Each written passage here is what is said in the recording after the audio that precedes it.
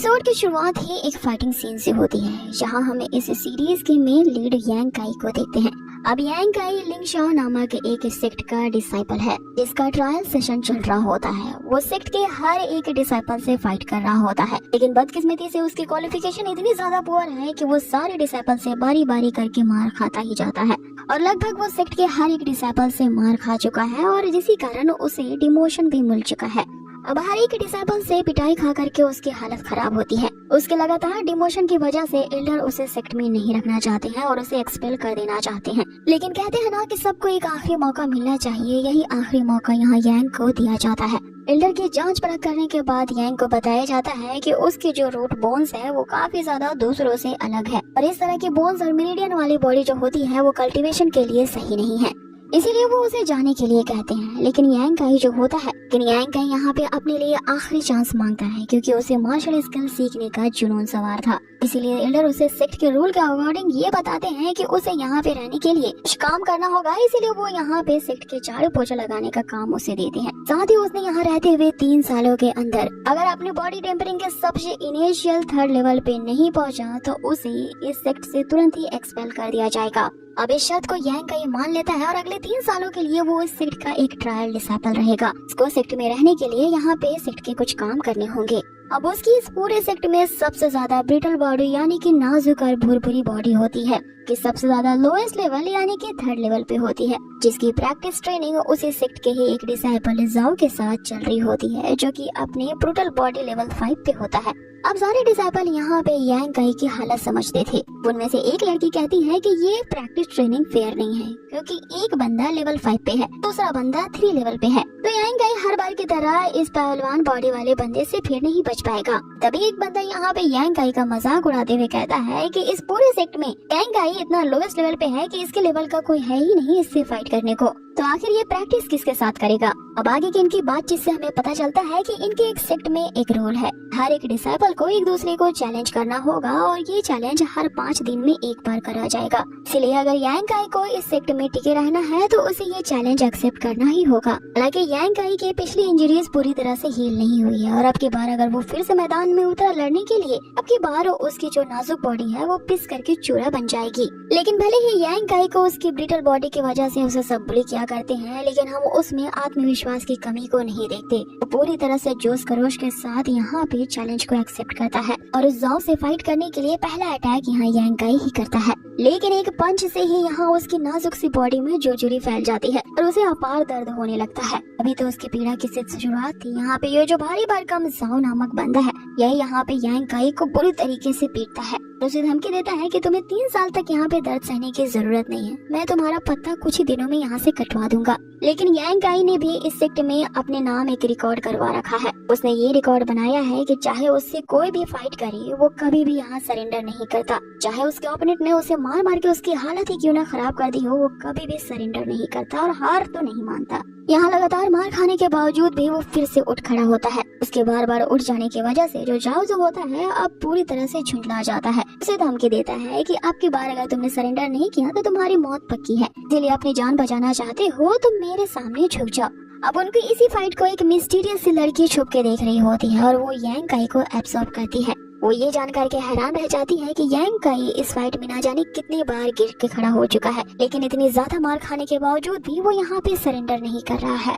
अब बाकी के जो दूसरे डिसाइपल्स होते हैं, यहाँ उनके लिए तो ये एक मजेदार फाइट थी। वो यांग के इस आत्मविश्वास को देख करके उस पे बेट लगाना शुरू कर देते हैं। यहाँ बेट इस बात पे लगती है कि यांग काई 10 राउंड तक और यहाँ पे हार नहीं मानेगा, और कुछ इस बात पे शर्त लगाते हैं कि ये 10 राउंड से पहले ही मारा जाएगा। अब वहाँ पे डिसाइपल्स राउंड्स की गिनती शुरू करते हैं। 5 राउंड हो चुके होते हैं और यांग काई लगातार जमीन पे गिरता ही जा रहा था। उसे वो जाओ इतनी ज्यादा बुरी तरीके से मार रहा था ताकि वो अपनी हार स्वीकार कर ले, लेकिन यांग काई यहाँ पे कहाँ रुकने वाला था। उसे बाकी के डिसाइपल्स भी उसे यही सलाह देते हैं कि इस तरह से लड़ने का कोई फायदा नहीं, तुम अपने इस कल्टीवेशन लेवल से इसका सामना नहीं कर पाओगे, इसीलिए अपनी हार स्वीकार कर लो। लेकिन यांग काई फिर से एक बार उठता है और एक जोरदार पंच लगाने के लिए जैसे ही वो जाओ की तरफ बढ़ता है, जाओ ने उसे एक जोरदार पंच लगाया होता है और वो सीधा जाकर के पत्थर में गिरता है। लेकिन उसकी नाजुक बॉडी की भी दाग देनी पड़ेगी, इतना नाजुक होने के बावजूद भी कि बॉडी अकड़ जाती है और वो बेहोश हो जाता है। सारे उसे उसी हालत में छोड़ करके वहाँ से भाग लेते हैं। हालांकि यांग काई की ब्रिटल बॉडी है, लेकिन आज उसके आत्मविश्वास के सामने सभी ने हार मान लिया था। अब तक कोई भी सेक्ट में ऐसा नहीं हुआ है कि इतने मार खाने के बावजूद भी यहाँ पे उसने हार ना मानी हो। सारे डिसाइपल अब यहाँ यांग काई को ही कोस रहे होते हैं कि सभी ने यांग काई के हारने पे शर्त लगाई थी, लेकिन 10 राउंड के होने के बावजूद भी उसने हार नहीं मानी और टिका रहा। आगे उसकी मार मार के चटनी बना दी गई है। अब आगे उस मिस्टीरियस सी लड़की ने यहाँ पे यांग की मदद की होती है, क्योंकि वो जो बाकी के डिसाइपल्स होते हैं अपने हार जाने की वजह से वो यांग काई को और मारना चाहते थे, लेकिन यहाँ पे वो लड़की यांग काई के सीक्रेटली तरीके से मदद करती है, जिससे वो डिसाइपल्स डर जाते हैं और बिना मारे ही यांग को वहाँ से चले जाते हैं। क्योंकि वही मिस्टीरियस सी लड़की यहाँ पे आधमरे यांग को उठाती है और उसकी मदद करने के लिए वो उसे एक लेसस देती है और उस पे इस बात पे तरस खाती है कि आखिर तुम किस खेत की मोली हो कि अपनी जान की परवाह नहीं करते और अपने ओपोनेंट से हार ना मानने के कारण तुमने अपनी बॉडी की ये दशा कर ली है। अब ये मिस्टीरियस लड़की कौन होती है और यांग काई की क्यों मदद कर रही होती है, ये हमें आगे एपिसोड में पता चलेगा। अब आगे उस लड़की के जाते ही हमें शाम का सीन दिखाया जाता है, जहाँ पे काफी देर के बाद यांग को होश आता है। आगे वो अपने आप को संभालता है और उसकी किसी ने मदद की होती है, इस बात पे वो आश्चर्य नहीं होता, क्योंकि यांग काई के बातों से हमें पता चलता है कि ये लड़की जो है वो कई सालों से यांग काई को इसी तरह से अब्सॉर्ब कर रही है। इस तरह की सिचुएशन में वो हमेशा उसकी मदद किया करती है। उसकी मदद करने के लिए यांग काई फिर से उसे थैंक्स कहता है और जैसे तैसे करके अपने टूटे फूटे झोपड़े में पहुंचता है। लेकिन अभी भी उसे उम्मीद है कि वो एक न एक दिन जरूर जीतेगा और उससे जरूर मिलेगा जो उसके सीक्रेटली इस तरह से हेल्प किया करती है। अब यहीं पे ही सारी मिस्ट्री से पर्दा उठने वाला है और यहाँ पे यांग काई के साथ कुछ ऐसा होता है जिसके बारे में उसने कभी सोचा भी नहीं होगा। वो उस लड़की द्वारा दिए गए एक लेजर्स को पानी में डालता है और उससे अपने घाव को साफ करने लगता है, लेकिन जैसे ही वो अपने घाव को उससे साफ करता है उससे खून और निकलने लगता है और उसका ये ब्लड उसके पत्थर जैसे तकिए पे जा गिरता है। अब ये पिलो कोई आम पिलो नहीं होता है, एक तरह का मैजिकल स्टोन होता है। इसमें पहली बार यांग काई के ब्लड के गिरने से वो रिफाइन हो जाता है और जैसे ही उसके ब्लड के कुछ और बूंदे उस मैजिकल स्टोन पे गिरती हैं, वो शाइन करने लगता है और देखते ही देखते यांग काई यहाँ टेलीपोर्ट होते हुए उसी हेवन केव में चला जाता है, जहाँ पर से उसने एक लेजर्स को पिक किया था। जैसे वो अपने खून भरे हाथों से उस मैजिकल स्टोन को टच करता है, उस स्टोन पे उसे इंस्ट्रक्शन लिखे हुए दिखते हैं, जो कि शॉर्ट गॉड के वंशजों के लिए ही लिखा गया था। अब ये इंस्ट्रक्शन एक तरह के स्पेशल सीक्रेट बुक में लिखा गया था, जिसे सिर्फ तभी ओपन किया जा सकता था कि जब शॉर्ट गॉड के डिसेंडेंट द्वारा उनके धब्बे उस पे लगाए जाएं। अब आगे यांग काई जो होता है उसी मैजिकल स्टोन का पीछा करने लगता है। गुफा के और अंदर जाते ही उसे खाई दिखती है, यहाँ पे उसे हेलुसिनेशन आने लगते हैं कि किस तरह से उसने अब तक की अपनी लाइफ इतनी सारे बुलिनेस में गुजारा है। लोग उसकी पोर क्वालिफिकेशन का मजाक उड़ाने के साथ साथ उसे कितना मारा पीटा करते हैं। उसे हर तरफ से आवाजें आने लगती हैं, यहाँ तक कि उसे ये भ्रम आने लगता है कि वो डिसाइपल जाओ उसे फिर से मार रहा है। उसने एक जोरदार पंच मारते हुए उसे खाई से नीचे गिरा दिया है, क्योंकि वो अपने पैरों से उसके हाथों को कुचल रहा है और उससे जबरदस्ती ये कहलवाने की कोशिश कर रहा है, अगर तुम यहाँ पे मुझसे हार मान जाते हो और अपनी हार स्वीकार कर लेते हो तो मैं तुम्हें ऊपर खींच लूंगा। लेकिन यांग काई के दृढ़ निश्चय को हम देखते हैं, चाहे वो किसी भी सिचुएशन में रहे, चाहे वो किसी भ्रम में ही क्यों ना हो, उसने कभी हार न मानने की ठान रखी है। यहाँ भी वो सुझाव के सामने नहीं झुकता और हार मानने से इनकार कर देता है। इस पे वो जो डिसाइपल रिजाव होता है वो उसे एक लात मारते हुए खाई से नीचे फेंक देता है। अब यांग काई नीचे पानी में जा गिरता है, लेकिन पानी में एक खास तरह की जंजीरें दिखती हैं जिनमें एक तलिस्मान लगा था। ये जंजीरें जो होती हैं वो यांग काई को जकड़ लेती हैं और नीचे खींचने लगती हैं। यहाँ यांग काई अपने आप को फिर से बचाने के लिए स्ट्रगल करने लगता है कि तभी हम देखते हैं कि यांग काई के हाथों से फिर से खून निकलने के कारण उसका खून जैसे ही उन जंजीरों पे पड़ता है, उसमें जगह जो तलिस्मान होता है वो अपने आप डिस्ट्रॉय हो करके पूरी तरह से जंजीरें टूट जाती हैं। इन जंजीरों के चंगुल से हटने के बाद यांग काई तुरंत ऊपर की तरफ जाने लगता है, लेकिन हम देखते हैं कि जाने अनजाने में यहाँ पे यांग काई ने उन जंजीरों पर से वो खास तलिस्मान हटा दिया था। इसने एक विचित्र से क्रिएचर को उन जंजीरों में बांध रखा था। अब ये क्रिएचर किसी ऐसे इंसान की बॉडी होती है जिसकी पूरी बॉडी गल चुकी होती है और उसका सिर्फ कंकाल ही बचा रह जाता है। उन जंजीरों के छूटने के बाद वो कंकाल रूपी शरीर अचानक से यांग काई के सामने अपीयर होता है। यांग उससे पूछता है कि आखिर तुम कौन हो और मैं यहाँ पे क्या कर रहा हूँ, जिस पे वो कंकाल रूपी शरीर उसे बताता है तुम अपने ही माइंड के सबकॉन्शियस सागर में हो। एक तरह से कह सकते हैं कि तुम्हारी कॉन्सिक्वेंसेस ने जाने अनजाने में मेरे स्पिरिट को इससे जोड़ दिया है। सो लड़की, अब तेरी बॉडी पे मेरा कब्जा होगा, क्योंकि मैं कई 100 सालों से इस स्टोन और इन जंजीरों में जकड़ा हुआ हूँ और तेरे ही कारण अब मैं यहाँ से फाइनली आजाद हो पाऊंगा। लेकिन इसमें तुम्हारा ही फायदा होगा, क्योंकि इसके बदले में मैं तुम्हारी इस ब्रिटल यानी कि नाजुक सी बॉडी को ट्रांसफॉर्म कर दूंगा और इस ट्रांसफॉर्मेशन से तुम इसका बेटर यूज कर पाओगी। अब आगे वो जो स्पिरिट होती है वो यहाँ पे यांग काई को झंझोड़ने लगती है। अब यांग की बॉडी की एनर्जी को वो जो स्पिरिट होती है वो एब्जॉर्ब करने लगती है। यहाँ पे एक पल में यांग काई को लग रहा होता है कि अब उसकी मौत पक्की है, लेकिन उसे एक तेज रोशनी दिखाई देती है जो उसे लगातार कह रही होती है कि तुम्हारे पास अब भी टाइम है। तुमने वादा किया था कि तुम कभी भी हार नहीं मानोगे। तुम्हें इतने सालों से उस लिंग शॉ सेक्ट में इतना बुली किया गया है, लेकिन उस बुलीनेस के बावजूद भी तुमने वहाँ पे हार नहीं मानी, तो अब क्यों हार मान रहे हो? यहाँ पे वो तेज रोशनी एक अच्छी स्पिरिट का रूप ले लेती है और यांग काई को उम्मीद दिलाने लगती है। आगे वो अच्छी स्पिरिट यहाँ यांग काई को याद दिलाती है कि किस तरह से तुमने आगे बढ़ने का वादा किया था और कभी भी हार ना मानने के लिए यहाँ पे प्रण लिया था। इसलिए जब भी तुम इस तरह की सिचुएशन में पड़ जाओ तो हमेशा अपने वादे को याद रखना, चाहे किसी भी तरह की बुरी सिचुएशन क्यों ना आ जाए और कैसे भी हालात क्यों ना रहे, बस तुम्हें हार नहीं मानना है।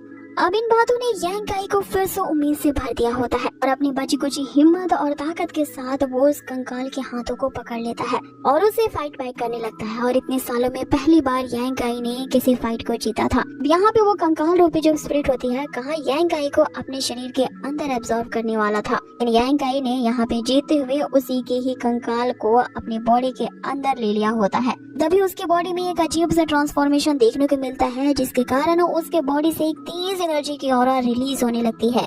और फिर यहाँ पे सीन कट होता है और वो अचानक से रियल वर्ल्ड में जागता है। यहाँ उसे पता चलता है कि उसने फाइट से जितने भी सारे जख्म या स्कार्स पाए थे वो सब कुछ गायब हो चुका है। उसकी बॉडी एकदम पूरी तरह से हील हो चुकी है। अब यहाँ पे वो सोच रहा होता है कि क्या वाकई में उसके साथ ऐसा कुछ हुआ है या वो कोई सपना देख रहा है, क्योंकि उसे अपनी बॉडी में एक असीम शक्ति महसूस होने लगती है, जिसके कारण उसे लग रहा होता है उसने एक ही साथ कई सेवरल रेल्म में ब्रेक थ्रू कर लिया है। इस बात को टेस्ट करने के लिए वो अपने मार्शल आर्ट्स की प्रैक्टिस करता है। तभी उसे महसूस होता है कि उसकी बॉडी पहले से काफी ज्यादा हेवी लग रही है। अचानक से उसे अपने हाथों में वही सीक्रेट बुक वाला मैजिकल स्टोन दिखता है, जिससे उसे यकीन आ जाता है कि अभी अभी जो उसके साथ हुआ था वो कोई सपना नहीं बल्कि सच है। आगे उस मैजिकल स्टोन के बारे में उसने कई साल पहले सुन रखा था। लेजेंड्स का इस स्टोन के बारे में कहना है कि ये एक ऐसा ट्रेजर है जिसे सोल कामिंग स्टोन कहते हैं, जिसमें एक यूनिवर्स के समान स्पेस होती है। अब आगे उस सीक्रेट बुक में आखिर ऐसे कौन से स्किल्स थे इन्हें जानने के लिए जो यांग होता है वो जल्द से जल्द इसे चेक करने के लिए अपनी खिड़की दरवाजों को बंद कर लेता है, ताकि इस सीक्रेट ट्रेजर के बारे में उसके सेक्ट में किसी को भी ना पता चल पाए। अब उस बुक में लिखी इंस्ट्रक्शन के बाद उसे पता चलता है कि जब से यांग काई ने उस स्केलेटन को अपने अंदर एब्सॉर्ब किया है, उसके बाद ही इस सीक्रेट बुक के वो फर्स्ट स्टेप को जान पाएगा। आगे उसे 7 अलग अलग स्टोन के पीसेस दिखते हैं। इसमें बॉडी को कैसे डिकंस्ट्रक्ट किया जाता है इसके बारे में लिखा होता है। आगे यांग काई उन 7 पीसेस को एक ही साथ जोड़ देता है, जिससे उसकी आगे की मिस्ट्री सॉल्व हो जाती है। तो उसके सामने वो सारे रहस्य खोल करके सामने आ जाते हैं कि इस मेथड वाली टेक्निक को उसे हर रोज सूरज निकलने से आधे घंटे प्रैक्टिस करना होगा, तभी वो इस टेक्निक के बेस्ट रिजल्ट पा सकता है। कि तभी यहाँ सूरज निकलने में आधा घंटा बाकी होता है और इस टेक्निक को यांग काई आजमाना चाहता था, इसीलिए उन मैजिकल स्टोन में दिखे गए टेक्निक्स को फॉलो करते हुए वो प्रैक्टिस करने लगता है।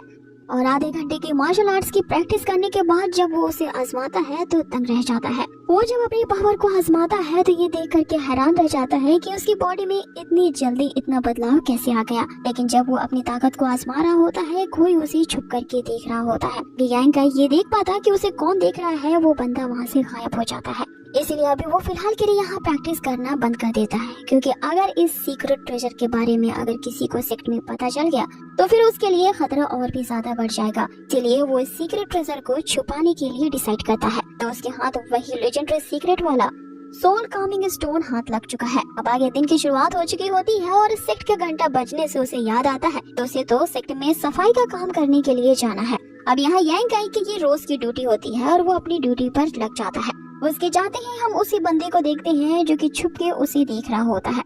अब आगे रोज की तरह वो जो मिस्टीरियस सी लड़की होती है यांग का उसी रास्ते पे इंतजार कर रही होती है, लेकिन वो ये देख करके हैरान रह जाती है कि पिछले दिन तो यांग बुरी तरीके से इंजर्ड था। एक ही रात में ऐसा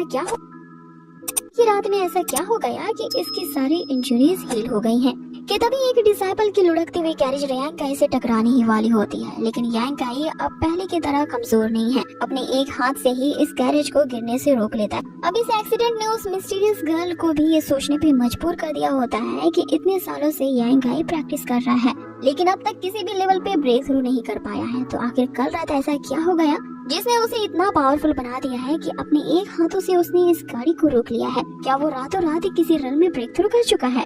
आगे वो मोटा डिसाइपल यहाँ यांग को बताता है कि अगर अभी अभी उसने ये सारे सामान को मिस्टर मेंग को नहीं पहुँचाया वो उसे तो मार ही डालेंगे।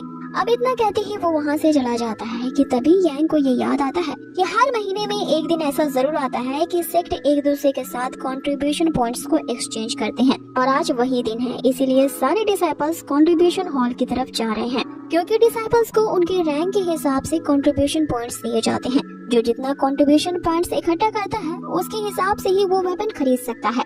इसीलिए यांग काई भी इस बार कंट्रीब्यूशन हॉल जाने का डिसाइड करता है। अब आगे हमें उसी कंट्रीब्यूशन हॉल को दिखाया जाता है, जहाँ पे एक बुड्ढा होता है जो कि एक नंबर का ठरकी होता है। वो डिसाइपल्स के कंट्रीब्यूशन पॉइंट्स को इकट्ठा करता है। अब इस बुड्ढे का नाम यहाँ पे मेंग होता है, जो कि दो जाने वाली लड़कियों को ताड़ रहा होता है। लेकिन उसके व्यू के आगे एक डिसाइपल आ जाता है, जिसे वो परे हटने के लिए कह रहा होता है, क्योंकि वो अपने आगे का शानदार नजारा जो नहीं देख पा रहा था। अब आगे ये जो बंदा होता है वो सीधा जाकर के यांग काई से टकरा जाता है, जिसके कारण उसके पास जो एक पोटली होती है वो नीचे गिर जाती है। यांग उसे सॉरी कहते हुए उसकी पोटली को लौट आता है, लेकिन वो बंदा कुछ ज्यादा ही एरोगेंट होता है। यांग कैसे यहाँ बदतमीजी करने लगता है और उसे कहता है कि अभी अभी अपने घुटने टेक करके मुझसे माफी मांगो, वरना तेरे जैसे ट्रायल डिसाइपल की औकात नहीं है मुझसे भिड़ने की। जिसपे यांग यहाँ उसकी गलतफहमी दूर करने के लिए कहता है कि मैं तुम्हारा पर्स चुरा नहीं रहा था, बल्कि तुम्हें लौटाने की कोशिश कर रहा हूँ। जिसपे वो बंदा कहता है कि क्या तूने मुझे एक 3 साल का बच्चा समझ लिया है? जो तुम जैसे चोरों के मैं इस ट्रिक को नहीं समझूंगा। तुम तो चोरी करने के लिए हाथ बढ़ाते हो, लेकिन अगर हाथ तुम्हारा कोई पकड़ ले फिर बहाना बनाते हो कि मैं आपका पर्स लौटा रहा था। अपनी चोरी एक्सेप्ट कर लो और मुझसे माफी मांग लो, तो हो सकता है कि मैं तुम्हें जाने दूं। वो बंदा तो यहाँ पे यांग के सामने सेक्ट के लंबे चौड़े रूल्स झाड़ने लगता है, और उसे अपने यूनिक स्किल दिखाने के लिए जैसे उस पे अटैक करने के लिए आगे बढ़ता है, एक मिस्टीरियस सी सुई उसके बॉडी में जा चुभती है और वो खुद ही घुटने समेत बैठ जाता है। यहाँ वो बंदा अपने आप को उठाने की कोशिश करता है, लेकिन नाकाम रहता है। यांग जो रहता है वो सरप्राइज रह जाता है कि आखिर ये इसकी कौन सी यूनिक टेक्निक है इस तरह से झुक करके माफी मांगने की। आगे इस ट्रिक को करने वाला और कोई नहीं बल्कि वही ओल्ड मैन मेंग होता है। इसने यहाँ पे यांग की मदद करने के लिए ऐसा किया था। आगे जैसे उस सुई का असर हटता है, वो जो बंदा होता है वो यांग काई को ये धमकी देते हुए कि मैं तुझे देख लूंगा वहाँ से चला जाता है। अब वो बंदा एक वॉरियर लेवल का डिसाइपल होता है। यांग काई ये सोचता है कि इससे ना भिड़ने में ये समझदारी है, इसीलिए वो भी अपना जो काम करने के लिए आया था वो करने के लिए चला जाता है। यहाँ ओल्ड मैन मेंग को वो थैंक यू कहता है उसकी मदद करने के लिए। आगे जो यांग काई होता है वो ओल्ड मैन मेंग को बताने के लिए आया था कि वो उसने अपने कंट्रीब्यूशन पॉइंट्स का यूज नहीं करना है, अपने कंट्रीब्यूशन पॉइंट्स को सेव करना चाहता है ताकि वो आगे एक अच्छी और धमाकेदार वेपन्स को परचेस कर सके। जिसमें ओल्ड मैन उसे बताता है कि तुम्हारे पास इतनी कंट्रीब्यूशन पॉइंट्स अभी तक इकट्ठा नहीं हुई है, जिसका यूज करके तुम इस हॉल की सबसे ज्यादा लोएस्ट प्राइस वाले वेपन को खरीद पाओ। लेकिन उनकी आगे की बातचीत करने के बीच में ही यहाँ पे यांग के पेड़ से गुड़गुड़ की आवाज आने लगती है, जिससे ओल्ड मैन मेंग उसे कहता है कि भले ये तुम वेपन ना खरीद पाओ, लेकिन सेक्ट के रूल्स के अकॉर्डिंग एक कंट्रीब्यूशन पॉइंट्स जो होता है इसके बदले में मैं तुम्हें 10 सिल्वर टेल्स दे सकता हूँ, जिसका यूज करके तुम अपनी भूख को तो मिटा ही सकते हो। आगे ओल्ड मैन उस पे तरस खाते हुए कुछ एक्स्ट्रा टेल्स भी उसे दे देता है, क्योंकि इस पूरे सेक्ट में सबसे ज्यादा कम कंट्रीब्यूशन पॉइंट्स यांग के ही हैं, और इतने कम कंट्रीब्यूशन पॉइंट्स होने की वजह से उसका महीने में गुजारा कर पाना मुश्किल होता है। जिसपे यांग उसे कहता है कि तुम यहाँ पे जो कंट्रीब्यूशन पॉइंट्स का घपला करते हो इसके बारे में मुझे पूरा पता है, और मैं अगर तुम्हारी ये पोल खोल दूं ना तो तुम्हारी नौकरी जाएगी। इस पे ओल्ड मैन उस पे झिड़कने लगता है कि एक तो मैंने तुम्हारी मदद की है और अब मुझ पे ही इल्जाम लगा रहे हो। यहाँ से फूटो वरना जो तुम्हें चांदी के सिक्के दिए हैं वो वापस भी ले सकता हूँ। अब वहाँ से भागते हुए उसी मिस्टीरियस गर्ल को यांग काई अपने आमने सामने देखता है। अब इस मिस्टीरियस लड़की का जो मास्टर होता है वही ओल्ड मैन मेंग होता है। से वो लड़की कहती है कि मुझे पता है कि आप हमेशा यांग काई की परवाह करते हो, तो आखिर क्या वजह है कि उसे प्रोटेक्ट करने के लिए आपने मुझे उसके पीछे लगा रखा है। जिसपे एल्डर मेंग उसे बताते हैं कि ये एक बहुत बड़ी राज की बात है, किसी ने यांग काई की जिम्मेदारी को मुझ पे सौंपा है और जब तक वो सही टाइम नहीं आ जाता मुझे इस जिम्मेदारी को निभाना होगा। अब आगे हमें मार्केट का सीन दिखाया जाता है जहाँ पे यांग काई अनाज खरीदने के लिए पहुँचता है। वो यहाँ उस बंदे की भी मदद करता है जो कि बोरी समेत खुद गिरने वाला था। यहाँ पे यांग काई उसकी मदद करता है और अब उसके पास इतनी शक्ति आ चुकी थी, वो उस अनाज की बोरी समेत उस बंदे को ही अपने अमाते हाथों से थाम लेता है। अब इस मदद के बदले में वो उसे चावल देते हैं और आज रात के लिए अपने घर में दावत के लिए बुलाते हैं। लेकिन यांग काई ये बहाना बना देता है कि उसे आज रात कुछ इम्पोर्टेंट काम है। अब यांग काई को वो चावल की बोरी पहले से कुछ अजीब लगती है, इसलिए वो इसके बारे में उससे पूछ रहा होता है। इस पे वो जो सेलर होता है यांग काई के सिचुएशन को अच्छे तरीके से जानता था, तो वो उसे अपनी बेटी की तरह ट्रीट करता था। इसलिए यांग काई के कम पैसे देने के बावजूद भी वो हमेशा वजन से ज्यादा ही तोल करके उसे देता है। लेकिन जब यांग काई इसकी वजह पूछता है तो वो हमेशा ये बात कह के टाल देते हैं कि पुराने चावल है इसलिए वजन में तुम्हें ज्यादा दिख रहे हैं। कि तभी वहाँ पे एक मोटा बंदा आता है जो यांग काई के चावल के बोरे को एक लात मार देता है। यहाँ पे वो मोटा बंदा इल्जाम लगाने लगता है कि तुम्हारे चावल जो है वो जहरीले हैं, इन्हें खा करके देखो मेरे इस स्ट्रॉन्ग ब्रदर की क्या हालत हो गई है। पहले तो ये बहुत ही तगड़ा बंदा हुआ करता था, लेकिन तुम्हारे इन्हीं चावलों के खाने की वजह से ये कमजोर हो गया है। अब आगे ये दोनों मोटू पतलू वहाँ पे ड्रामा करने लगते हैं, जिससे आसपास वहाँ पे बातें फैल जाती हैं कि लगता है कि इस बंदे के चावल सच में जहरीले हैं। अब आगे वो जो मोटा बंदा होता है वो शाल वाले सेलर को बुली करने लगता है, लेकिन यहाँ बीच बचाव यांग करता है। वो उसे बचाने के लिए सामने आ जाता है कि तभी उस मोटे बंदे के पास से पैसों वाली पोटली बाहर निकलती है। इस पोटली को देख करके वो पहचान जाता है कि ये पोटली तो उसी एरोगेंट बंदे के पास उसने देखा था। अब आगे वो जो चावल का सेलर होता है इन दोनों से ही माफी मांगने लगता है, ले तो बताता है कि इसकी हालत की वजह मेरे चावल नहीं है, लेकिन फिर भी अगर इन्हें खाने की वजह से तुम्हारी ऐसी हालत हुई है तो वो उसके मेडिकल एक्सपेंसेस को चुकाने के लिए तैयार है। जिसपे वो मोटा बंदा यहाँ पे उस सेलर पे ही भड़कने लगता है, ये कहते हुए कि क्या तुमने हमें भिखारी समझ रखा है जो हम तुमसे यहाँ मेडिकल का खर्चा मांगने के लिए आएंगे। हम काफी अमीर घराने से बिलोंग करते हैं और तुमने हमें ये जहरीले चावल दे करके हमारी बेइज्जती की है। तभी हम देखते हैं कि वही एरोगेंट बंदा यहाँ पे एंट्री लेता है, जिसके पास यांग ने वही पोटली वाला पर्स देखा था। यांग को ये लगता है कि ये बंदा जरूर इस दोनों मोटू पतलू से मिला हुआ है, तभी तो इन दोनों के पास ही सेम तरह का पर्स है। अब ये एरोगेंट बंदा कौन होता है और यहाँ पे किस वजह से आया था, क्या ये यांग का दुश्मन है या दोस्त है, ये हमें आगे के आने वाले एपिसोड्स में पता चलेगा। अब आगे वो एरोगेंट बंदा दोनों मोटू पतलू को कूटने लगता है, वो कि हीरो की तरह यहाँ पे एंट्री मारता है और उससे राइस बेचने वाले सेलर को बचाने लगता है। वो उन दोनों से कहता है कि मुझे तो नहीं लगता कि तुमने जहरीले चावल खाए हैं, क्योंकि तुम्हारी बॉडी में तो ऐसे कोई इफेक्ट नजर नहीं आ रहे हैं। वो मोटू पतलू को इशारा करता है कि अरे कुछ एक्टिंग तो करो, तुम्हें ड्रग दिया गया है। लेकिन वो एरोगेंट बंदा यहाँ जिस तरह की डायलॉग बाजी कर रहा होता है, उस सेलर को प्रोटेक्ट करने के लिए इससे यांग काई समझ जाता है इसकी जरूर कुछ सोची समझी साजिश है। ये तो इतना घमंडी था कि मुझसे टकराते ही ये मुझसे फाइट करना चाहता था। अभी ये ऐसा दिखावा क्यों कर रहा है कि वो न्याय के लिए लड़ने आया है। अब आगे यांग काई इनका ये ड्रामा देखते हुए शांत रहता है। ये देखते हैं कि ये तीनों आगे क्या और नया नाटक दिखाते हैं। पतलू जो होता है वो एरोगेंट बंदे से कहता है कि तुम्हारी हिम्मत कैसे हुई हमें मारने की, जिसपे वो एरोगेंट बंदा यहाँ पे अपना इंट्रोडक्शन देता है कि मैं लिंग शाओ पैवेलियन सेक्ट का एक वॉरियर डिसाइपल हूँ और मेरा नाम सुमू है।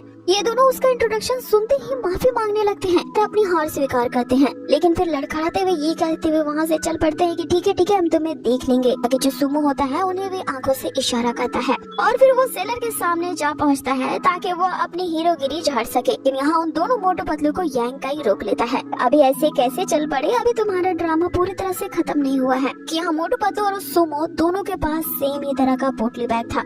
यांग काई इनका पूरा खेल समझ जाता है। अब उनके इस ड्रामे का पर्दाफाश करने के लिए यांग काई उन दोनों को भीड़ के बीचों बीच फेंक देता है और उस भीड़ को ये कहते हुए उकसा देता है कि आज इसने तो इस चावल के गोडाउन में ये ड्रामा किया है, हो सकता है कि अगली बार ये आप लोगों की शॉप पे इस तरह के ड्रामा करे। चलिए इन दोनों को तो हम ऐसे नहीं जाने देंगे, इन्हें अच्छा सबक सिखाना होगा। अब वहाँ की भीड़ भी यही समझ जाती है कि हो सकता है कि ये दोनों मोटू पतलू अगली बार हमें भी ब्लैकमेल करने आए, हमसे भी इस तरह से पैसे ऐंठे। इसलिए उन दोनों को सबक सिखाने के लिए पूरी भीड़ ही उन दोनों पे टूट पड़ती है। उन दोनों को किसी बोरे की तरह कूट दिया जाता है। यहाँ सुमे उन्हें बचाने की तो कोशिश करता है, लेकिन वो भला क्या कह सकता था, क्योंकि उसकी भी पोल खुल जाती। इसीलिए वो भीड़ से कह रहा होता है किसी को इतना मारता है क्या, ये दोनों तो यहाँ पे हिल भी नहीं पा रहे हैं। तभी मोटू जो होता है वो यहाँ सुमो के पैर पकड़ लेता है। अब सुमो सबसे कहने लगता है कि हमें किसी को इस तरह से नहीं मारना चाहिए, हो सकता है इन दोनों की मौत हो जाए और इन्होंने बुराई का रास्ता किसी मजबूरी में ही अपनाया होगा। यहाँ पे यांग काई उसे कहने लगता है कि अभी तो तुम यहाँ पे बड़ा हीरो बन रहे थे और अभी इन दोनों को बचाने के लिए इनकी वकालत कर रहे हो। मुझे तो लगता है कि तुम भी इन दोनों के साथ शामिल हो। और फिर वो उस पोटे वाली पर्स की बात भी सबके सामने बता देता है। लेकिन यहाँ सुमो जो होता है वो साफ साफ इस बात से इनकार कर देता है और उस मोटो पे ही इल्जाम लगाता है कि हो सकता है कि इसने ही मेरा पर्स चोरी किया होगा, इसलिए मेरे जैसा सेम पर्स इसके पास है।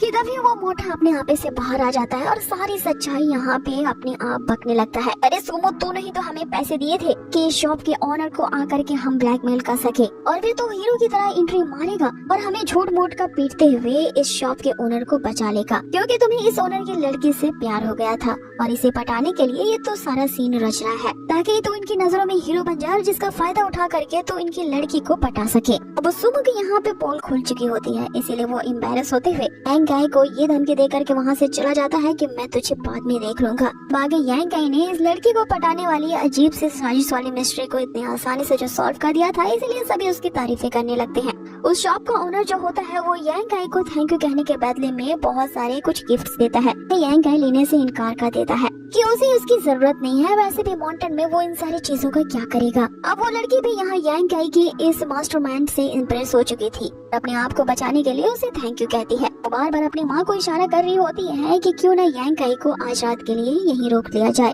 कि वो उसका शुक्रिया अदा करने के लिए यहाँ उसे एक डिनर की ट्रीट दे सके। आगे शॉप का ओनर जो होता है वो यांग काई को आने वाले खतरे के बारे में बताता है कि तुम्हारा सामना उस सुमो से हो चुका है जो कि सेक्ट का एक वॉरियर डिसाइपल है। हो सकता है कि वो तुमसे बदला लेने के लिए तुम्हारी राह में अड़चनें पैदा करे। इस पे यांग काई उनसे कहता है कि मेरे कुछ अपने रूल्स हैं, मैं किसी से भी नहीं डरता, वो चाहे सेक्ट में कितने भी लेवल का वॉरियर डिसाइपल आप लोगों को पसंद है, कुछ नहीं बिगाड़ सकता। आप कंटिन्यू करना चाहते हैं तो हमें इन्विटेशन को ये कहते हुए मना कर देता है कि उसे कुछ जरूरी काम है। ये जरूरी काम उसी मिस्टीरियस स्टोन पे लिखे गए स्किल्स की प्रैक्टिस करना होता है, जो कि सूरज निकलने और डूबने के 1 घंटे पहले ही किया जा सकता है। इसलिए वो बहाना बना करके वहाँ से चला जाता है। तो गाइस, आप लोगों को ये नई सीरीज कैसी लगी है हमें कमेंट बॉक्स में जरूर बताएं। अगर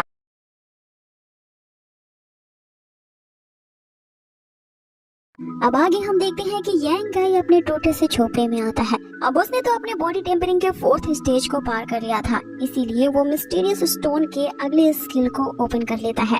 3rd स्टोन पेज के ओपन होते ही उसे एक बड़ी सी हांडी दिखती है, जिसमें लिखी इंस्ट्रक्शन के मुताबिक उसे एक ऐसी अल्केमी हांडी दी जाती है जिसे आग की भट्टी पे यूज करना होगा, लेकिन उस हांडी में उसे खास तरह के हर्ब्स डालने होंगे जिसका यूज करके वो अपनी कल्टीवेशन को इम्प्रूव कर सकता है। अब ये 2 बहुत ही अतरंगी तरह की हर्ब्स होती हैं जिनके बारे में यांग काई ने पहले कभी नहीं सुना था। एक 3 पत्तियों वाली सोल फ्लावर होती है और दूसरी डेड वुड वाली ग्रास होती है। अब ये हर्ब्स उसे कहाँ मिलेंगी ये जानने के लिए वो ये डिसाइड करता है कि वो कल जा करके कंट्रीब्यूशन हॉल के उस बुढ़े मैंग से पूछेगा, क्योंकि ओल्ड मैंग को हर्ब्स और एक्लिसस के बारे में काफी कुछ जानकारी है। अब अगले सीन में हम देखते हैं कि यांग काई कंट्रीब्यूशन हॉल पहुंच चुका होता है, जहां पे हमेशा की तरह जो ओल्ड मैंग होता है वो दिन में भी सो रहा होता है। यांग काई उसे उठाता है और उन विचित्र से हर्ब्स के बारे में पूछता है, लेकिन वो बुढ़ा मैंग इतना ज्यादा लेजी होता है कि उसे बिना बताए ही उसके हाथों में एक बुकलेट थमा देता है। अब उस बुक में हर्ब्स के बारे में लिखा तो होता है, लेकिन साथ ही एक वार्निंग भी दी जाती है, अगर कोई ह्यूमन इसका लगातार यूज करेगा तो वो इसके लिए काफी ज्यादा टॉक्सिक और पॉइजनस है।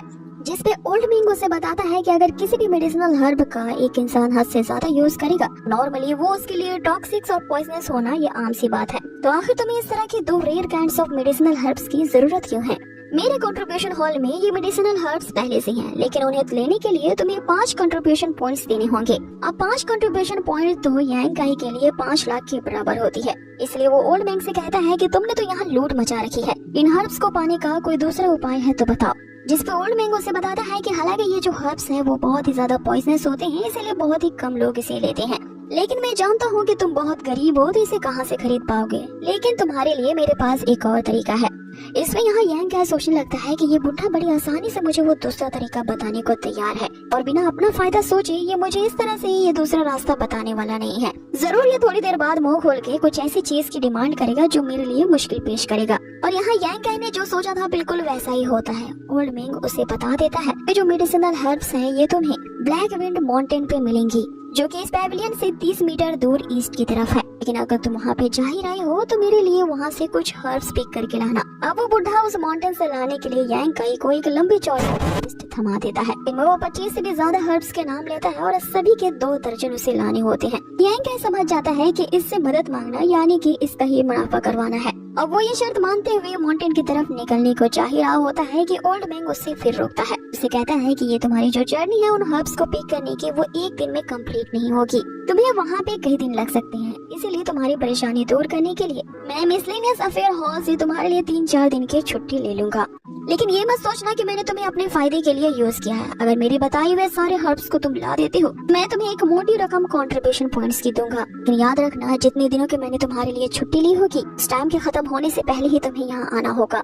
अब आगे यांग काई उस ब्लैक विंड माउंटेन के लिए निकल जाता है, जहाँ काफी दूर चलने के बाद उसे अपने सामने एक बहुत बड़ी पहाड़ी दिखती है। इसे देख करके वो समझता है कि उस बुढ़े ने सही कहा था, मुझे इस माउंटेन में हर्ब्स को पिक करने के लिए काफी दिन लग जाएंगे। अब आगे हर्ब्स को पिक करते हुए उसे पूरा एक दिन बीत जाता है और उस ओल्ड मैंग ने उसे जो हर्ब्स बताए थे उन्हीं को इकट्ठा करने से ही उसकी पूरी बास्केट भर जाती है। लेकिन अब तक यांग काई को अपने लिए वो 2 रेयर हर्ब्स अब तक नहीं मिले थे। अब उस बुक में एक हर्ब का तो पता लिखा होता है कि ये पॉइजनस हर्ब वहीं मिलेगी जहाँ पे बेहद यानी ऐसी जमीन होगी जो बंजर होगी। अब ऐसी ही जमीन को वो ढूंढ रहा होता है जहाँ एक भी ग्रास ना हो। लेकिन तभी उसके सामने से अचानक कुछ ऐसा गुजरता है जिसे वो देख नहीं पाता और 2 लोग जो होते हैं वो उसी एनिमल का शिकार कर रहे होते हैं। वो एनिमल जो होता है वो एक जंगली सुअर होता है, जिसे पकड़ने के लिए शिकारी लगातार अपने तीरों से उस पे अटैक कर रहा होता है। जंगली सुअर बहुत ही ज्यादा खतरनाक और घातक होता है, इसीलिए वो शिकारी यांग काई को अपने पीछे रहने को कहता है। और लगातार कई तीर उसके बॉडी में जाने के बावजूद वो जो जंगली सुअर होता है काफी ढीठ होता है, उनका पीछा तेजी से करने लगता है। यहाँ यांग काई और वो बच्चा उस जंगली सुअर से बचने के लिए भाग रहे होते हैं कि तभी यांग काई को याद आता है वो तो एक बॉडी टेम्परिंग के 4th लेवल का कल्टीवेटर है। आखिर वो इस जंगली सुअर से बच के भाग क्यों रहा है, तो इसका आराम से सामना कर सकता है। सोचते ही वो भागना बंद कर देता है और सामने से उस सुअर का पीछा करने लगता है और फिर उसकी पीठ पर बैठ जाता है। वो सुअर को काबू करने की कोशिश कर रहा होता है और अचानक से उसे एक जोरदार लात मारता है, से वो सामने के पत्थर में जा गिरता है और उसके एक किक से ही वो सुअर वहीं ढेर हो जाता है। अब आगे वो शिकारी बंदा जो होता है अपना नाम ओरियन बताता है और यांग काई ने उसके बेटी की जो जान बचाई होती है इसके लिए वो उसे शुक्रिया कहता है। आगे यांग काई ओरियन से उसी डेडवुड ग्रास के बारे में पूछता है, इसी जमीन के बारे में पूछता है जो कि बेहद और बंजर है, जिस पे ओरियन उसे बताता है कि यहाँ से 3 किलोमीटर आगे जाओगे तो एक शैनियन डेथलैंड है। वो एरिया काफी ज्यादा पथरीला है, इसलिए वहाँ पे कोई भी पेड़ पौधे नहीं उगते हैं, लेकिन उसे डेथलैंड कहा जाता है, इसलिए वहाँ तुम्हारा अकेले जाना सही नहीं है। और अभी काफी लेट हो चुका है तो हम तुम्हें वहाँ डायरेक्टली पहुँचा देते हैं। अब ये तीनों जैसे ही उस डेथलैंड पे पहुँचते हैं, यहाँ यांग काई को तुरंत ही वहाँ ढूंढने पर वो डेडवुड ग्रास मिल जाती है। अब उसने तो एक हर्ब ढूंढ लिया होता है, लेकिन वो जो दूसरा 3 पत्तियों वाला सोल फ्लावर होता है इसकी लोकेशन तो उस बुक में भी नहीं लिखी होती है, इसलिए उसे ये चिंता होती है कि अब वो दूसरा हर्ब कहाँ से ढूंढेगा। इतने में ही वहाँ पे रात हो जाती है और ओरियन उसे ये कहता है यहाँ पे बहुत सारे डेडली बीस्ट घुमा करते हैं और अकेले रहना काफी ज्यादा खतरनाक है, इसीलिए हम तीनों रात में यहीं रुकते हैं और आगे सुबह होते ही हम अपने अपने रास्ते चले जाएंगे। आगे ओरियन उससे कहता है कि तुम काफी ज्यादा दुबले पतले और यंग हो, खतरनाक माउंटेन में तुम अकेले हर्ब्स को ढूंढने के लिए क्यों आए हो। इस पे यांग काई उसे अपना इंट्रोडक्शन देता है कि वो लिंगशाओ पैविलियन का एक कल्टीवेटर है, उसे अपने कल्टीवेशन के लिए इन हर्ब्स की जरूरत है। ओरियन उसे देख के हंसने लगता है कि तुम इतने ज्यादा पतले हो करके कल्टीवेटर कैसे हो सकते हो, और मैं ये देख के हैरान रह गया था कि उस जंगली सुअर को तुमने मात्र अपने कुंफू से ही कैसे हरा दिया। मुझे लगा ही था कि तुम एक कल्टीवेटर हो सकते हो, लेकिन तुम्हारे इतना ज्यादा थिन होने के कारण मैं थोड़ा कंफ्यूज हो गया।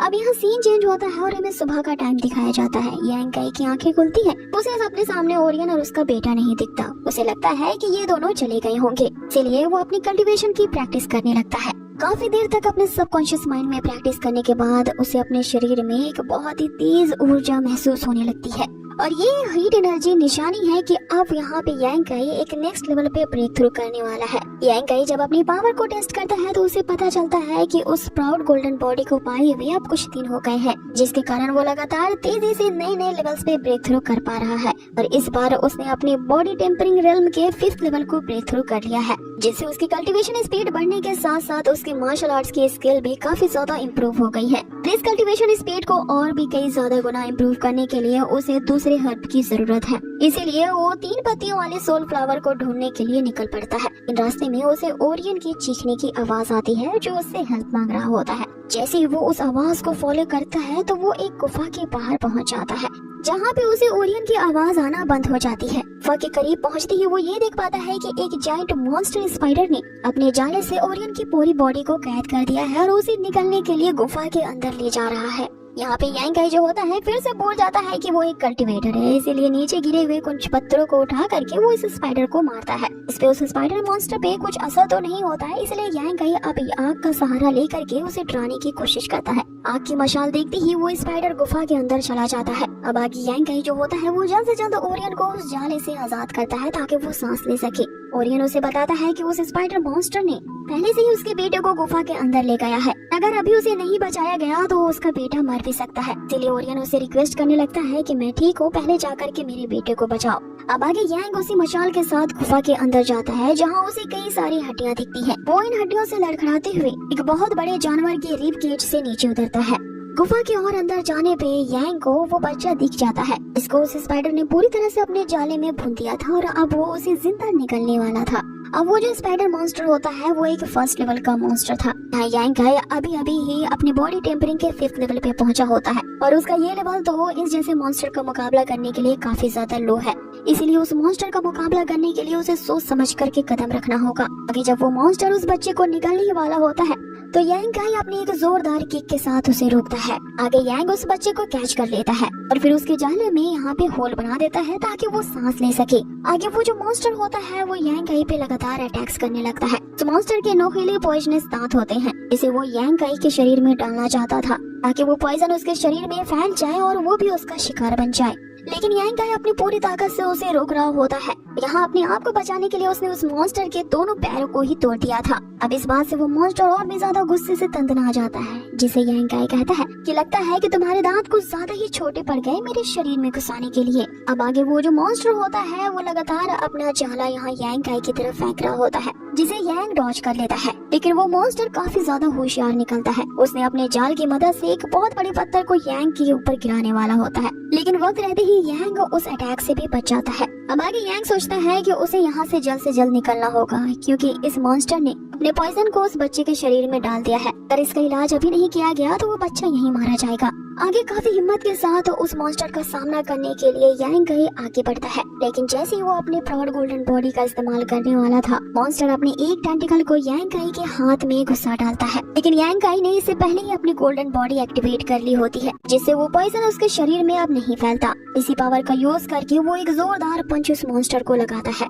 अब यहाँ काफी देर तक इन दोनों के बीच इसी तरह की फाइट होती है। यांग ने लगभग उस मॉन्स्टर के आधे से ज्यादा टेंटिकल्स को तोड़ दिए होते हैं, लेकिन मैंने पहले ही कहा था कि ये मॉन्स्टर कुछ ज्यादा ही चालाक होता है। अपने सारे पैर गंवाने के बावजूद भी वो अपनी जान को बचाने के लिए अपने उसी जाले का इस्तेमाल करता है और उस गुफा की छत पे टंग जाता है। इसमें यांग काई उसे कहता है कि लगता है ये तुम्हारा जाला ही तुम्हें मौत के कगार पे पहुंचा देगा। कि यांग काई ने उस मॉन्स्टर को खत्म करने के लिए उसके जाले में ही आग लगा दिया होता है। वो गुफा में चारों तरफ सिर्फ जाले ही जाले होते हैं। ये आग फैलते ही वो मॉन्स्टर भी जलने लगता है। आगे यांग काई को लगता है कि वो मॉन्स्टर अब मर चुका है, इसीलिए वो उस बच्चे के पास जाके उसकी कंडीशन देखने लगता है। उसकी सांसें अभी भी थोड़ी थोड़ी चल रही होती है, इसीलिए उसे बचाया जा सकता था। लेकिन इतने में वो जो मॉन्स्टर होता है इसने अपने टेंटिकल्स को वापस से रीग्रो कर लिया होता है। फिर से अपना जाला फेंकते हुए वो यांग काई पे अटैक करता है। अब आगे उस मॉन्स्टर ने अपनी डंक को भी यांग के हार्ट में घुसा दिया होता है, जिससे यांग काई को लगता है कि यहाँ उसकी मौत पक्की है। लेकिन वो तभी अपने सामने उसी मॉन्स्टर की टूटी हुई टेंटिकल्स को देखता है। उस जाले को काटते हुए उस टेंटिकल से उसके आंख पे ही अटैक करता है। अब आगे फाइनली उसे खत्म करने के लिए यहाँ यांग काई अपनी गोल्डन बॉडी की मैजिकल पावर का यूज करता है। इस पावर से उसकी हार्ट की वो जख्म हील होने के साथ साथ उसकी गोल्डन बॉडी की पावर इतनी ज्यादा इमॉर्टल होती है कि लगातार पंचेस से अटैक करने के बाद वो जो मॉन्स्टर होता है फाइनली मौत के घाट पहुंच जाता है।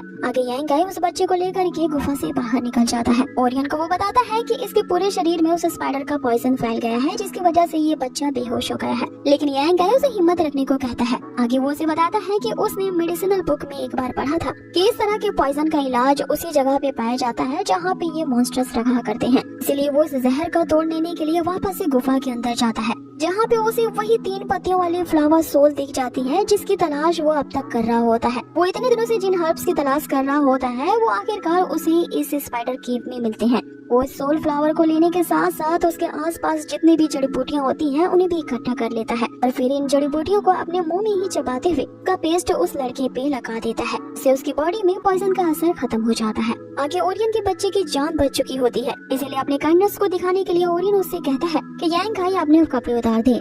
यांग आई तो पहले संकोच करता है कि आखिर ओरियन उससे उसके कपड़े क्यों मांग रहा है, लेकिन ओरियन यहाँ गलतफहमी को दूर करते हुए कहता है कि मैं ज्यादा तो कुछ नहीं कर सकता क्योंकि मैं बहुत गरीब परिवार से हूँ, लेकिन आपके कपड़े काफी ज्यादा फट चुके हैं और मैं एक वीवर हूँ, इसलिए मैं इन्हें ठीक कर सकता हूँ। आगे ओरियन उसके कपड़े को सी रहा होता है और यहाँ पे यांग आई ने जो उसकी मदद की होती है, इसलिए वो अपने हर एक लफ्ज में बस उसे थैंक यू ही कह रहा होता है। यांग आई उसे कहता है कि अब इतना भी ज्यादा शुक्रिया करना बंद करो, तुमने भी तो मेरी काफी मदद की है। तुमने मुझे अगर उस मॉर्की माउंटेन में नहीं पहुंचाया होता तो मैं अपने पहले डेडवुड वाले ग्रास को नहीं ढूंढ पाता, और तुम्हारी वजह से ही मैं ये जान पाया हूँ कि ये जो 3 पत्तियों वाला सोल फ्लावर है ये उसी जगह में ग्रो होती है जहाँ पे बहुत सारी हड्डियाँ पाई जाती हैं। लेकिन इन माउंटेन्स में इतना भटकने के बाद मुझे वो जगह उस गुफा के अंदर मिली।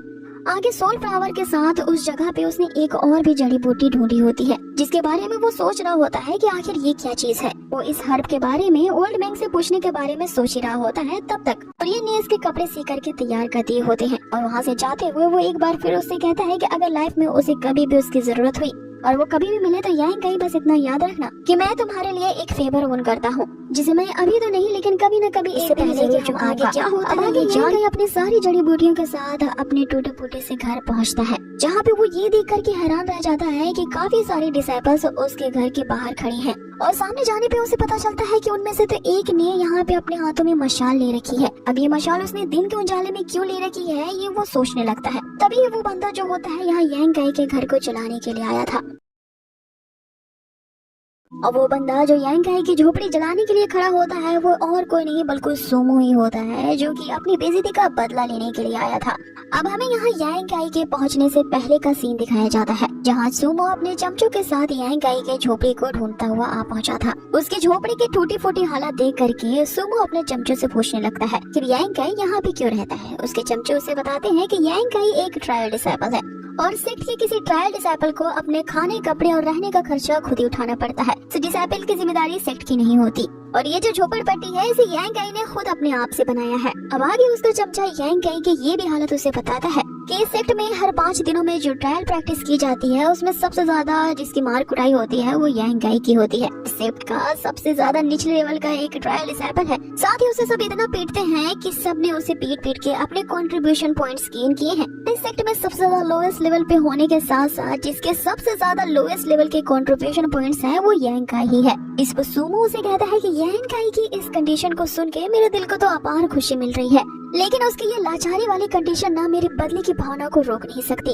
अब आगे वो यांग आई को घर से बाहर निकलने के लिए आवाज देने लगता है, लेकिन यांग आई तो वहाँ होता ही नहीं, इसलिए एक चमचा जो होता है वो उसके दरवाजे को जोर जोर से पीटने लगता है। धड़ल्ले से जब उसका दरवाजा खोलता है तो उसके दरवाजे से उसे ही चोट लगती है। वे अंदर झाँक कर देखते हैं तो यांग आई वहाँ पे नहीं होता, इसलिए सूमो अब अपना रिवेंज लेने के लिए ये डिसाइड करता है कि वो उसके टूटे फूटे ही सही झोपड़े को जला देगा। तो उसका एक चमचा ये कहते हुए उसे रोकता है कि यहाँ पे आग लगाना बड़े बड़े एल्डर्स को काफी ज्यादा नाराज कर देगा। तभी वो दूसरा चमचा बताता है कि यहाँ डर किस बात की है, हमारे जो सूमो यंग मास्टर है वो इस सेक्ट के 3rd एल्डर के ग्रैंडसन है, इनके दादा का इतना बड़ा होता है तो हमें आखिर किस बात की डर। जिसमें सूमो भी उसे कहता है कि तुम लोग डरते किस बात के हो, मैं एल्डर्स के ऑफिस में ये गवाही दे दूंगा कि ये जो टूटा हुआ झोपड़ा था वो सेक्ट की खूबसूरती पे एक धब्बा लगा रहा था, इसलिए मैंने इसे जला दिया। वो झोपड़े को जलाने के लिए आगे बढ़ता है तो कोई उसे पीछे से रुकने का इशारा करता है, जिसपे सूमो उसे कहता है कि तेरी झोपड़ी जल रही है क्या जो तू मुझे रोक रहा है। वो पीछे मुड़ के देखता है तो उसके सामने यांग आई ही खड़ा होता है। यांग आई उससे कहता है कि तुम्हारी दुश्मनी मेरे से है तो आखिर तुम मेरे घर को क्यों जलाना चाहते हो, अगर तुम्हें इतना ही हिम्मत है तो मेरे सामने 2-2 हाथ करके दिखाओ।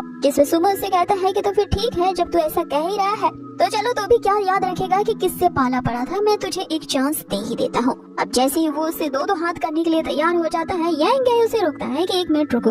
उसने जो इतनी मेहनत से माउंटेन से इतना सारा जो हर्ब इकट्ठा किया था उसे सही सलामत वो अपने घर के अंदर रखता है, और फिर बाहर आके पूछता है तो तुम मुझसे क्या कह रहे थे। तो सूमो अपने चमचे से पूछता है कि अरे मैं इससे क्या कह रहा था मुझे याद ही नहीं है। उसका चमचा उसे बताता है कि आप इससे कह रहे थे कि आप इसे एक चांस देंगे। उसका चमचा जिसका नाम ली होता है वो ये भी बताता है कि इस पूरे सेक्ट में इस बात की भी चर्चा है कि जो यांग आई है चाहे इसे लोग कितने भी कुत्तों की तरह पीट देते हैं ये कभी भी हार नहीं मानता।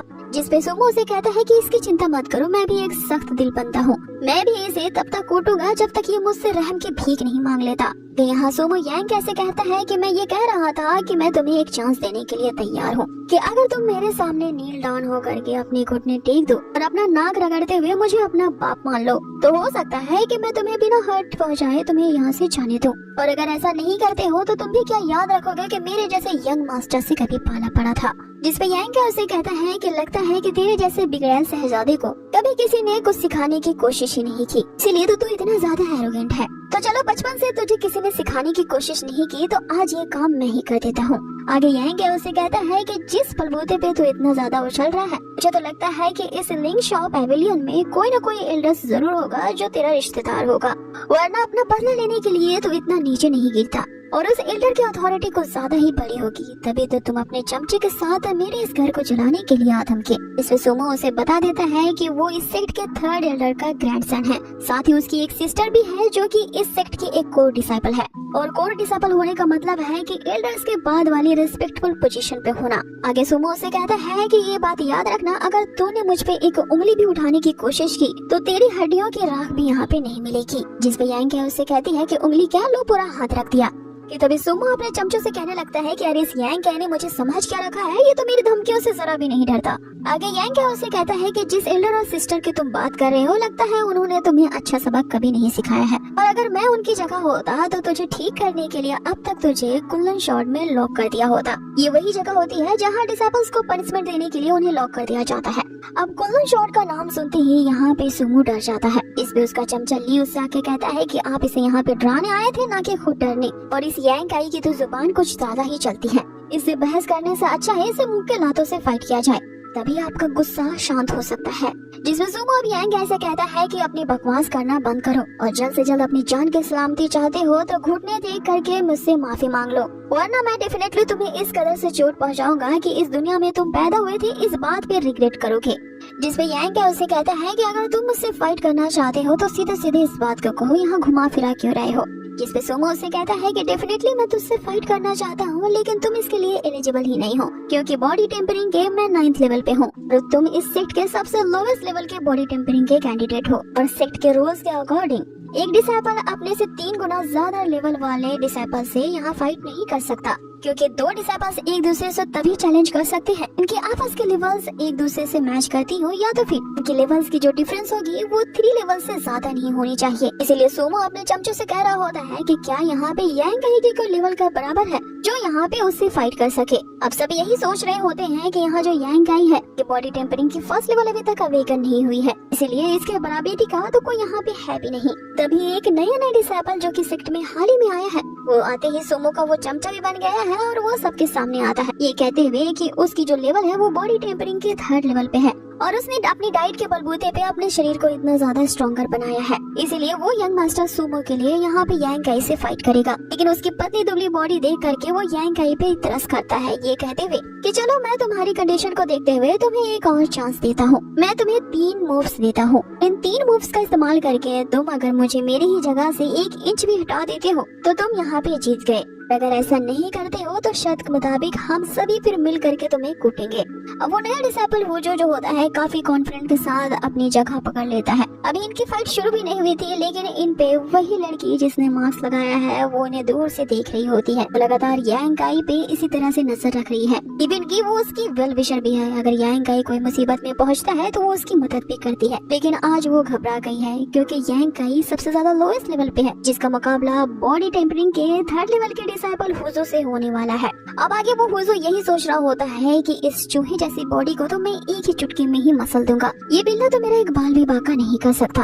अब कहते हैं ना कि ओवर कॉन्फिडेंट भी आपको ले डूबती है, बिल्कुल ऐसा ही होता है। यांग काई यहाँ तेजी से दौड़ते हुए उसे मात्र 1 पंच लगाता है और इस पंच ने ही हुजो के अंजर पंजर ढीले कर दिए होते हैं। दूसरे पंच में वो उसे हवा में उछाल देता है और तीसरी मूव की किक के साथ उस हुजो को हम जमीन पे औंधा पड़ा देखते हैं। अब उस हुजो के जमीन पे गिरते ही सुमो और उसके चमचों के बीच एक गहरा सन्नाटा छा जाता है वो मार्क्स गर्ल भी ये देख करके उसे यकीन नहीं होता और वो लड़खड़ा कर के पेड़ से ही गिर जाती है। ये सोचने लगती है कि यांग काई इस सेक्ट से सिर्फ 5 दिनों के लिए ही दूर रहा है और मैंने इसे 5 दिनों के लिए उस पे नजर नहीं रखी है। आखिर उस ब्लैक माउंटेन पे इसे ऐसा क्या मिल गया है जिसके कारण इसकी इनर स्ट्रेंथ इतनी ज्यादा हाई हो चुकी है। इसका तो उसे पता लगा के ही रहना होगा। आगे यांग काई भी ये सोच रहा होता है कि उसे अपनी स्ट्रेंथ को थोड़ा कंट्रोल करना होगा और ना इस असीम शक्ति के अचानक आ जाने से सभी उस पर शक करेंगे। आगे वो ये सोच रहा होता है कि मैंने तो बस इतनी ही पावर यूज की थी ताकि उसकी बॉडी को मूव कर सकूं, लेकिन वो इस पे कंट्रोल नहीं कर सका और उसने इसे इतना ज्यादा कूट दिया। अब ये देख करके सुमो यहाँ यांग काई पे इल्जाम लगाने लगता है कि तुमने चीटिंग की है, तुमने अपनी ट्रू स्ट्रेंथ को यहाँ पे सबके सामने छुपाया है, ये भी जाहिर नहीं किया कि तुम अपनी बॉडी टेम्परिंग के किस लेवल पे हो। ये तो बिल्कुल सरासर चीटिंग ही हुई। जिसमें यांग काई कहता है कि मैंने कोई चीटिंग नहीं की, तुम्हारे ही बंदे ने 3 मूव्स की यहाँ पे शर्त रखी थी। चमचल ली यहाँ सुमो से कहने लगता है कि इसकी स्ट्रेंथ को देख करके नहीं लगता है कि ये अपने बॉडी टेम्परिंग के 3rd लेवल पे होगा और लगता है कुछ ही दिनों में इसने अपने आप को प्रमोट कर लिया है। इसके हत्थे जरूर कुछ ऐसा लगा होगा जिसके बारे में हमें नहीं पता। जिसमें सुमो भी अभी उससे पंगा नहीं लेता और ये कहते हुए वहाँ से चला जाता है। इस बार तो तूने होज़े को हरा दिया, अपने आप को लकी ही समझो, लेकिन अगली बात याद रखना कि हमारा हिसाब किताब बाकी है और नेक्स्ट टाइम जब तुम मेरे सामने आओगे तो मैं तुम्हें नहीं छोड़ूंगा। वो सुमो यहाँ पे ये खोखली धमकी दे करके वहाँ से चला जाता है। अब आगे अपने टूटी हुई सही झोपड़ी को वो जलने से बचा लेता है। इसके लिए यहाँ पे यांग काई काफी प्राउड फील कर रहा होता है। वो मार्क्स गर्ल भी यहाँ यांग काई की इस सादगी को देख करके उससे पूरी तरह से इम्प्रेस हो चुकी थी। अब अगले सीन में हम देखते हैं कि वो उससे अब इतना ज्यादा इम्प्रेस हो चुकी थी, यहाँ 24 घंटे वो यांग काई पे नजर रखने लगती है। यांग काई जब नहा रहा होता है तो वो ना चाहते हुए भी उसे चुपके से देख रही होती है और उसे ही बेशरम कह रही होती है कि ये आखिर कैसा बंदा है, यहाँ खुले में नहाता है।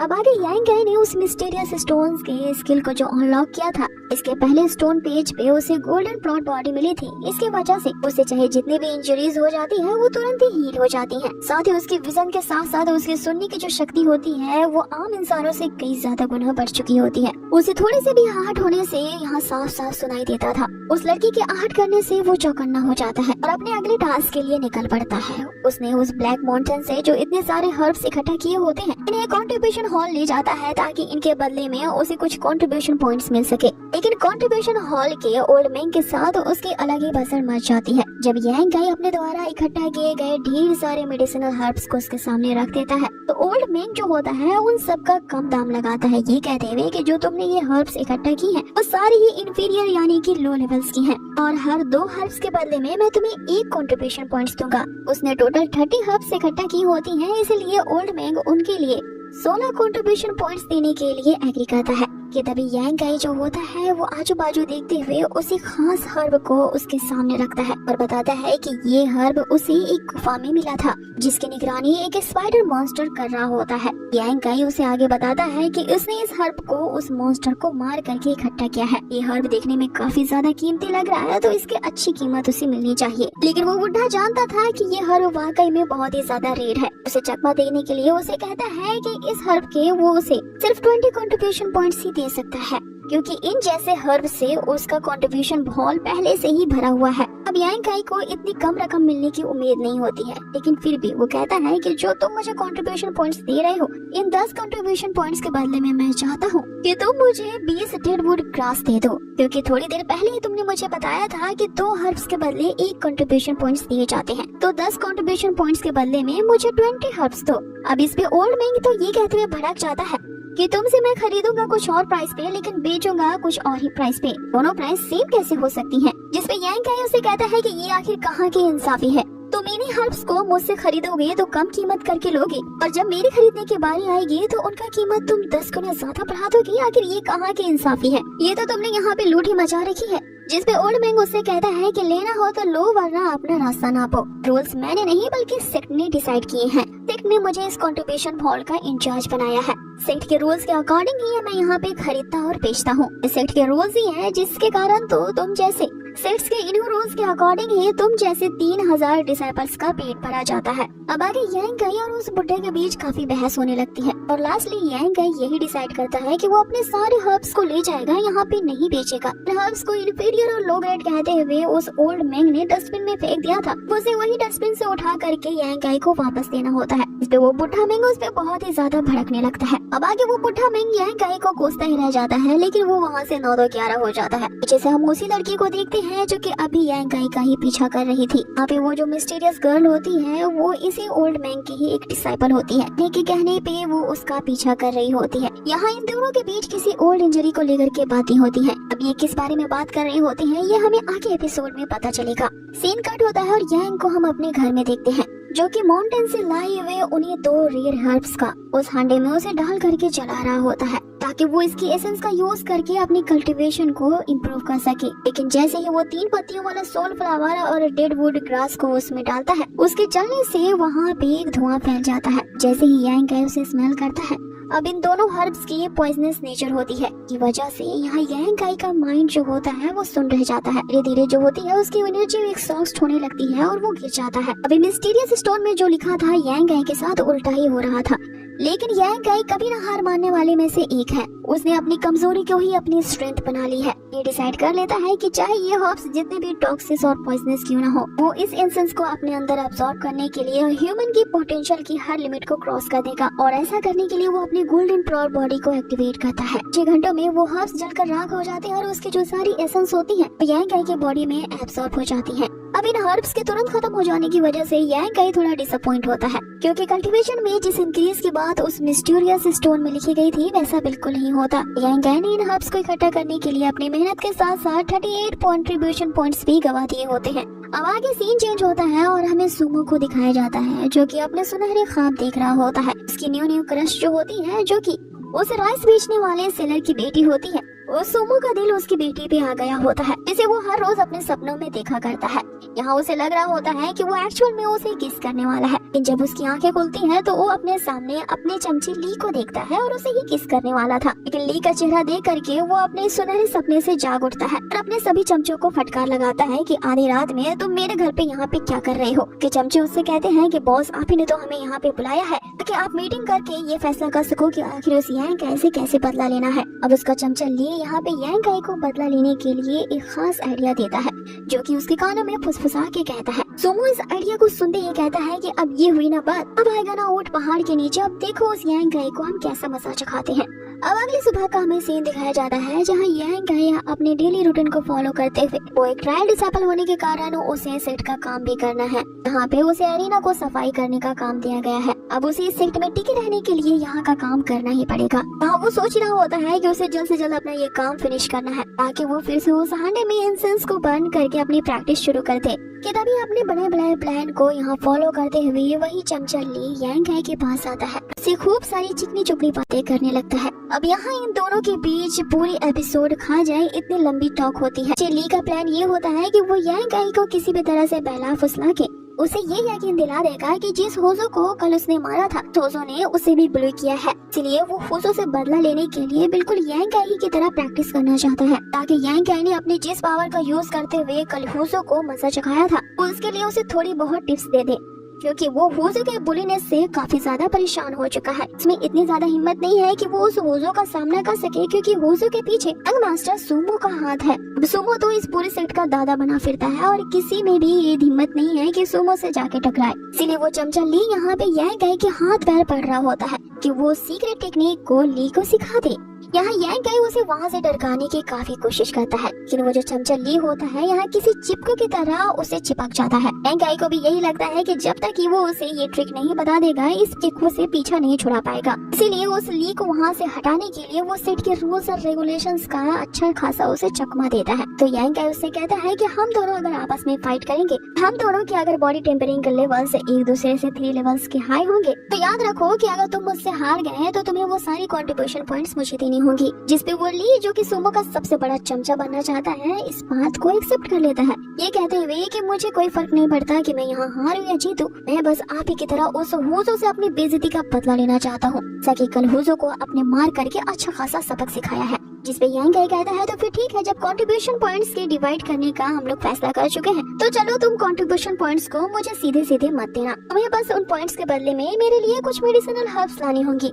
इस बात को भी वो एक्सेप्ट कर लेता है और दौड़ता दौड़ता कंट्रीब्यूशन हॉल के उस बुढ़े के पास पहुंच जाता है। यहाँ पे यांग काई के बताए हुए वो सारे हर्ब्स को खरीद लेता है अपने ही कंट्रीब्यूशन पॉइंट्स दे करके। जब ली कंट्रीब्यूशन हॉल से बाहर निकलता है तो वो भी यही पछताता रह जाता है कि उस बुढ़ी की टांग तो कब्र में पहुंच गई है, लेकिन इसका लालच दिन ब दिन बढ़ता ही जा रहा है। के चक्कर में तो मैंने वो अपने कई सारे पॉइंट्स गवा दिए हैं। तो दूसरी तरफ यांग काई को अपने ऊपर ये यकीन नहीं आ रहा था कि ये इस पूरे सेक्ट में भला सभी लोग उसे कूटा करते थे, लेकिन आज एक बंदा यहाँ पे ऐसा आया है जो उससे मार खाने के लिए इतना ज्यादा तत्पर है, इनके अपने कंट्रीब्यूशन पॉइंट्स भी वो खर्च करने के लिए इतना उतारू हो गया है। आगे अब ली उसके सामने आता है और उसके बताए हुए सारे हर्ब्स को वो उसे दे देता है, इससे पहले कि वो फाइटिंग का ट्रिक उसे बता पाता। यांग काई फिर उसे रोकता है। इस तरह की इनकी कन्वर्सेशन के बीच में यांग काई ने उसे इस तरह से कई बार टोका होता है। इसे दूर से ही सुमो और उसके चमचे देख रहे होते हैं और मेरी तरह वो भी आगे से पार हो जाता है, क्योंकि ये दोनों लगातार इसी तरह के नॉनसेंस बातें कर ही रहे होते हैं। ये बार बार जो यांग काई उसे बीच बीच में टोका करता है, इससे बहुत ही ज्यादा चिढ़ मचती है। अब आगे वापस से पॉइंट पे आते हैं। यहाँ फाइनली यांग काई उसे ट्रिक बताने के लिए राजी हो जाता है। जिस तरह कल हुजो एक पॉइंट पे खड़ा हो चुका था, वो भी अब खड़ा हो जाता है और उस चमचे ली से कहता है कि अब आ जाओ, तैयार हूँ मैं। अब वो जो चमचा ली होता है पूरी तरह से अपनी कमर कस लेता है और तेजी से बढ़ते हुए एक जोरदार पंच के साथ वो यांग काई पे अटैक करता है। लेकिन देखते ही देखते उसके जो हाथ होते हैं वो सुन्न हो जाते हैं, क्योंकि यांग काई जो होता है वो स्टोन की माफिक वहाँ पे जमा होता है। और उस चमचे ली ने जब यांग काई पे अटैक किया होता है तो उसे लगता है कि उसने बड़ी एक पत्थर पे अपना पंच मार दिया है। अब उस चमचे ली को तो यही लग रहा होता है कि उसने एक मास्टर प्लान बनाया है। यांग काई को बहला फुसला करके वो हुजो की तरह एक जगह पे खड़ा कर देगा। वो तो अपने बॉडी टेम्परिंग के 7th लेवल पे है, इसलिए वो अपने पावर का यूज करके इसे बहुत ही ज्यादा कूटेगा। ये तो बिल्कुल सेक्ट के रूल्स के दायरे में ही होगा, क्योंकि ये दोनों चैलेंज थोड़ी ना कर रहे हैं, बस एक दूसरे के साथ फाइटिंग एडवाइस ले रहे हैं। लेकिन उसकी पंच वाली टेक्निक तो यहाँ पे काम नहीं करती, इसलिए यांग काई को कूटने के लिए अब वो अपनी असली पावर को जनरेट करता है और उसके चारों तरफ तेजी से दौड़ने लगता है, जिसके कारण वहाँ पे एक तेज साइक्लोन जनरेट हो जाती है। यहाँ वो चमचा ली सोच रहा होता है कि इस साइक्लोन के अंदर फंस करके इसकी तो चटनी बन जाएगी और उस बवंडर के अंदर लगातार वो ली यहाँ पे यांग काई पे अटैक कर रहा होता है। लेकिन यांग काई तो सच में किसी स्टोन की तरह जम चुका होता है। इधर दूसरी तरफ सुमो दूर से इस नजारे को देख रहा होता है और बड़ा ही खुश हो रहा होता है कि हाँ, इसी तरह से उसे कुचल डालो। लेकिन जब वहाँ से धूल छटती है तब यहाँ पे असली नजारा सबके सामने आता है। यहाँ जो ये चमचा ली होता है ये गोल गोल घूम करके उसकी बॉडी अब तपने लगी थी और उसके हाथ तो शोले की तरह जल रहे होते हैं। इधर दूसरी तरफ यांग काई जो होता है वो गोल्डन पावर की एक्सट्रीम टेक्निक की वजह से उसने जो कल्टीवेशन की है इसी पे इतरा रहा होता है। उसने तो उस मिस्टीरियस पुलों में एक खजाना ढूंढ लिया है, जिसके कारण एक्सट्रीमली लेवल की हार्ड गोल्डन कोर बॉडी उसे मिल गई है, जिसका यूज वो किसी भी तरह की चीज का सामना करने के लिए कर सकता है। अब आगे बारी यांग काई की होती है। वो उस ली की तरफ बढ़ता है ये कहते हुए कि चलो मैं तुम्हें कुछ रियल ट्रिक्स सिखा ही देता हूँ। तब उसने अपनी एक्सट्रीम गोल्डन बॉडी का यूज करते हुए जो उस चमचे ली की कुटाई की होती है कि वो बब बब करता रह जाता है। हाँ, यांग काई से बस एक ही चीज कह रहा होता है कि मुझे मारना बंद करो, मैंने गिव अप कर दिया है। जिस पे यांग काई उसे कहता है कि मैं इसे कंट्रोल ही नहीं कर पा रहा हूँ, अरे मैं क्या करूँ। अब वहाँ उस ली को कुत्ते की तरह पीटने के बाद काई उसे कहता है कि हमारे बीच जो कंट्रीब्यूशन पॉइंट्स का लेना देना बाकी है, बाकी के कंट्रीब्यूशन पॉइंट्स तुम्हें कब और कहाँ देने हैं वो तुम्हें मैं बाद में मिल करके बताऊंगा। आगे वो चमचा ली ये सोचता ही रह जाता है कि एक तो मुझे कुत्तों की तरह पीट दिया, ऊपर से मेरे सारे कंट्रीब्यूशन पॉइंट्स भी गए वो बेकार की मार खाने में, ऊपर से वो यंग मास्टर सुमो से दुनिया भर की डांट सुनाएंगे वो अलग। आगे यहाँ सुमो का प्लान तो पूरी तरह से फेल हो जाता है। वो यहाँ दूसरे चमचे से पूछ रहा होता है कि ली आखिर अपने बॉडी टेम्परिंग के किस लेवल पे है, तो उसे ये पता चलता है कि ली अपने बॉडी टेम्परिंग के 7th लेवल पे है। इसके बावजूद भी वो यहाँ यांग काई से कुत्तों की तरह मार खा गया है और 100 सालों में आज तक ऐसा कभी नहीं हुआ है इस लिंग शॉ पैविलियन में कि किसी डिसाइपल के लोअर लेवल पे होने के बावजूद भी अपने से 2 गुना ज्यादा हायर लेवल के डिसाइपल को इस तरह से कूट डाले। अब आगे यांग काई यहाँ सुमो के पास जाके बोलता है, अगली बार तुम मुझे कंट्रीब्यूशन पॉइंट्स देने का इरादा बनाओ तो दूसरी बार के लिए भी मुझे ही कंसीडर करना, क्योंकि जिस तरह का प्लान बना करके तुमने मेरे लिए इतने सारे कंट्रीब्यूशन पॉइंट्स जो गेन करवाए हैं इसके लिए मैं तुम्हें यहाँ पे थैंक यू कहने आया हूँ।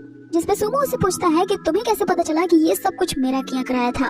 जिस पर यांग काई उससे कहता है कि कल जब तुम अपने साथ उन चमचों की भीड़ लेकर के मेरे घर पे आए थे तो मेरी ना नजर के साथ साथ मेमोरी भी काफी अच्छी है, तो मैं दूर से एक बार देख लेता हूँ ना उसे हमेशा के लिए याद रखता हूँ। तुमने ये कैसे सोच लिया कि मैंने तुम्हारी उस चमचे ली को पहचाना नहीं होगा। आगे सुमो उससे कहता है कि इसका मतलब यही है कि मैं ही अपने बनाए हुए ट्रैप में फंस गया। जिस पर यांग काई उससे कहता है कि अरे मैं तो तुम्हारे ही बनाए हुए प्लान को फॉलो कर रहा था, चलो तुम सभी एंजॉय करो, मैं तुमसे कल फिर मिलूंगा। अब यहाँ पे उस सुमो का तो पूरी तरह से पोपट बन जाता है, वो जमीन पे पैर ही मारता रह जाता है। सो गाइस इसी के साथ ये एपिसोड यही फिनिश। अब यहाँ से अगले एपिसोड की शुरुआत होती है जहाँ हमें दिखाया जाता है शुरुआत उसकी कल्टीवेशन प्रैक्टिस से की जाती है, जहाँ पे उसे ये पता चलता है कि वो जितना ज्यादा दूसरे लोगों से फाइट करेगा उस चमचे ली से फाइट करने के बाद न केवल यहाँ पे यांग काई की प्रैक्टिस इंप्रूव हुई है, बल्कि वो बॉडी टेम्परिंग के अब 7th लेवल को भी ब्रेक थ्रू कर चुका है। और इस लेवल को ब्रेक थ्रू करने में वो बस कुछ ही दूरी पे है। अगर वो अपनी बॉडी की विटालिटी को जनरेट कर लेता है तो सक्सेसफुली वो 7th लेवल को भी ब्रेक थ्रू कर लेगा।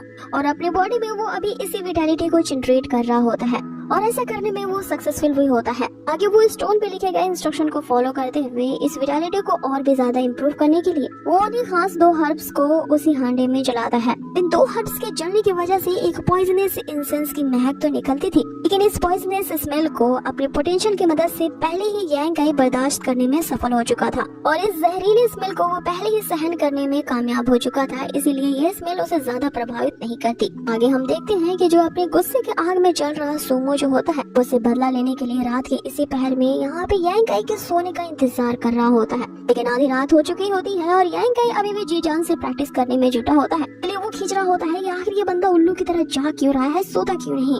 उसके चमचे उसे समझाने की कोशिश करते हैं कि अगर रात के इस पहरे में हम इस तरह से स्नीक अटैक करेंगे तो अगर सेक्ट में इसके बारे में किसी को पता चला तो हमें काफी पनिशमेंट मिल सकती है। फिर सुमो उन्हें ये कहता है कि डरते किस बात के हो, इस सेक्ट के जो 3rd एल्डर है वो मेरे ग्रैंडपा है, किसी को कुछ नहीं होगा, बस मेरे प्लान को फॉलो करो। कि तभी उसका चमचा उसे एक बार और समझाने की कोशिश करता है कि क्यों ना आप उसके ब्रेक थ्रू करने का वेट करो, जब वो आपके बराबर के लेवल पे आ जाएगा तब आप उससे फाइट करके बदला ले लेना। जिसमें सुमो से कहता है कि मैं उससे बदला लेने के लिए अब और नहीं रुक सकता। साथ ही मैं ये भी यहाँ पता करने आया हूँ कि आखिर ये ऐसी क्या चीज का इस्तेमाल कर रहा है का यूज करके इसके जो लेवल्स हैं वो लगातार इंक्रीज हो रहे हैं। अब ये लोग फाइनली उसके सोने का इंतजार करते हैं। सुमो अपने 2 चमचों को उसके दरवाजे की तरफ भेजता है, लेकिन वो जो 2 चमचे होते हैं उनकी अपनी ही फटी पड़ी होती है। जानते थे कि वो यांग काई का मुकाबला नहीं कर पाएंगे, इसीलिए यहाँ पे ऐसा नाटक करते हैं कि जैसे उन लोगों ने कोई पॉइजनस ऑरा को सूंघ लिया है। इसीलिए सुमो जो होता है वो अब अपने अगले बंदे ली को भेजता है। ये जानता था कि ये दोनों जो है वो यहाँ पे बेहोश होने का नाटक कर रहे हैं, इसीलिए वो भी दोबारा से यांग काई से मार नहीं खाना चाहता था, इसीलिए इस नाटक में शामिल हो जाता है। लेकिन वो बहुत ही बुरी एक्टिंग कर रहा होता है। बेहोश होने से पहले वो सुमो से जोर जोर से चिल्लाते हुए कह रहा होता है कि यहाँ पे मत आना मास्टर, यहाँ पे बहुत ही पॉइजनस ऑरा फैली हुई है।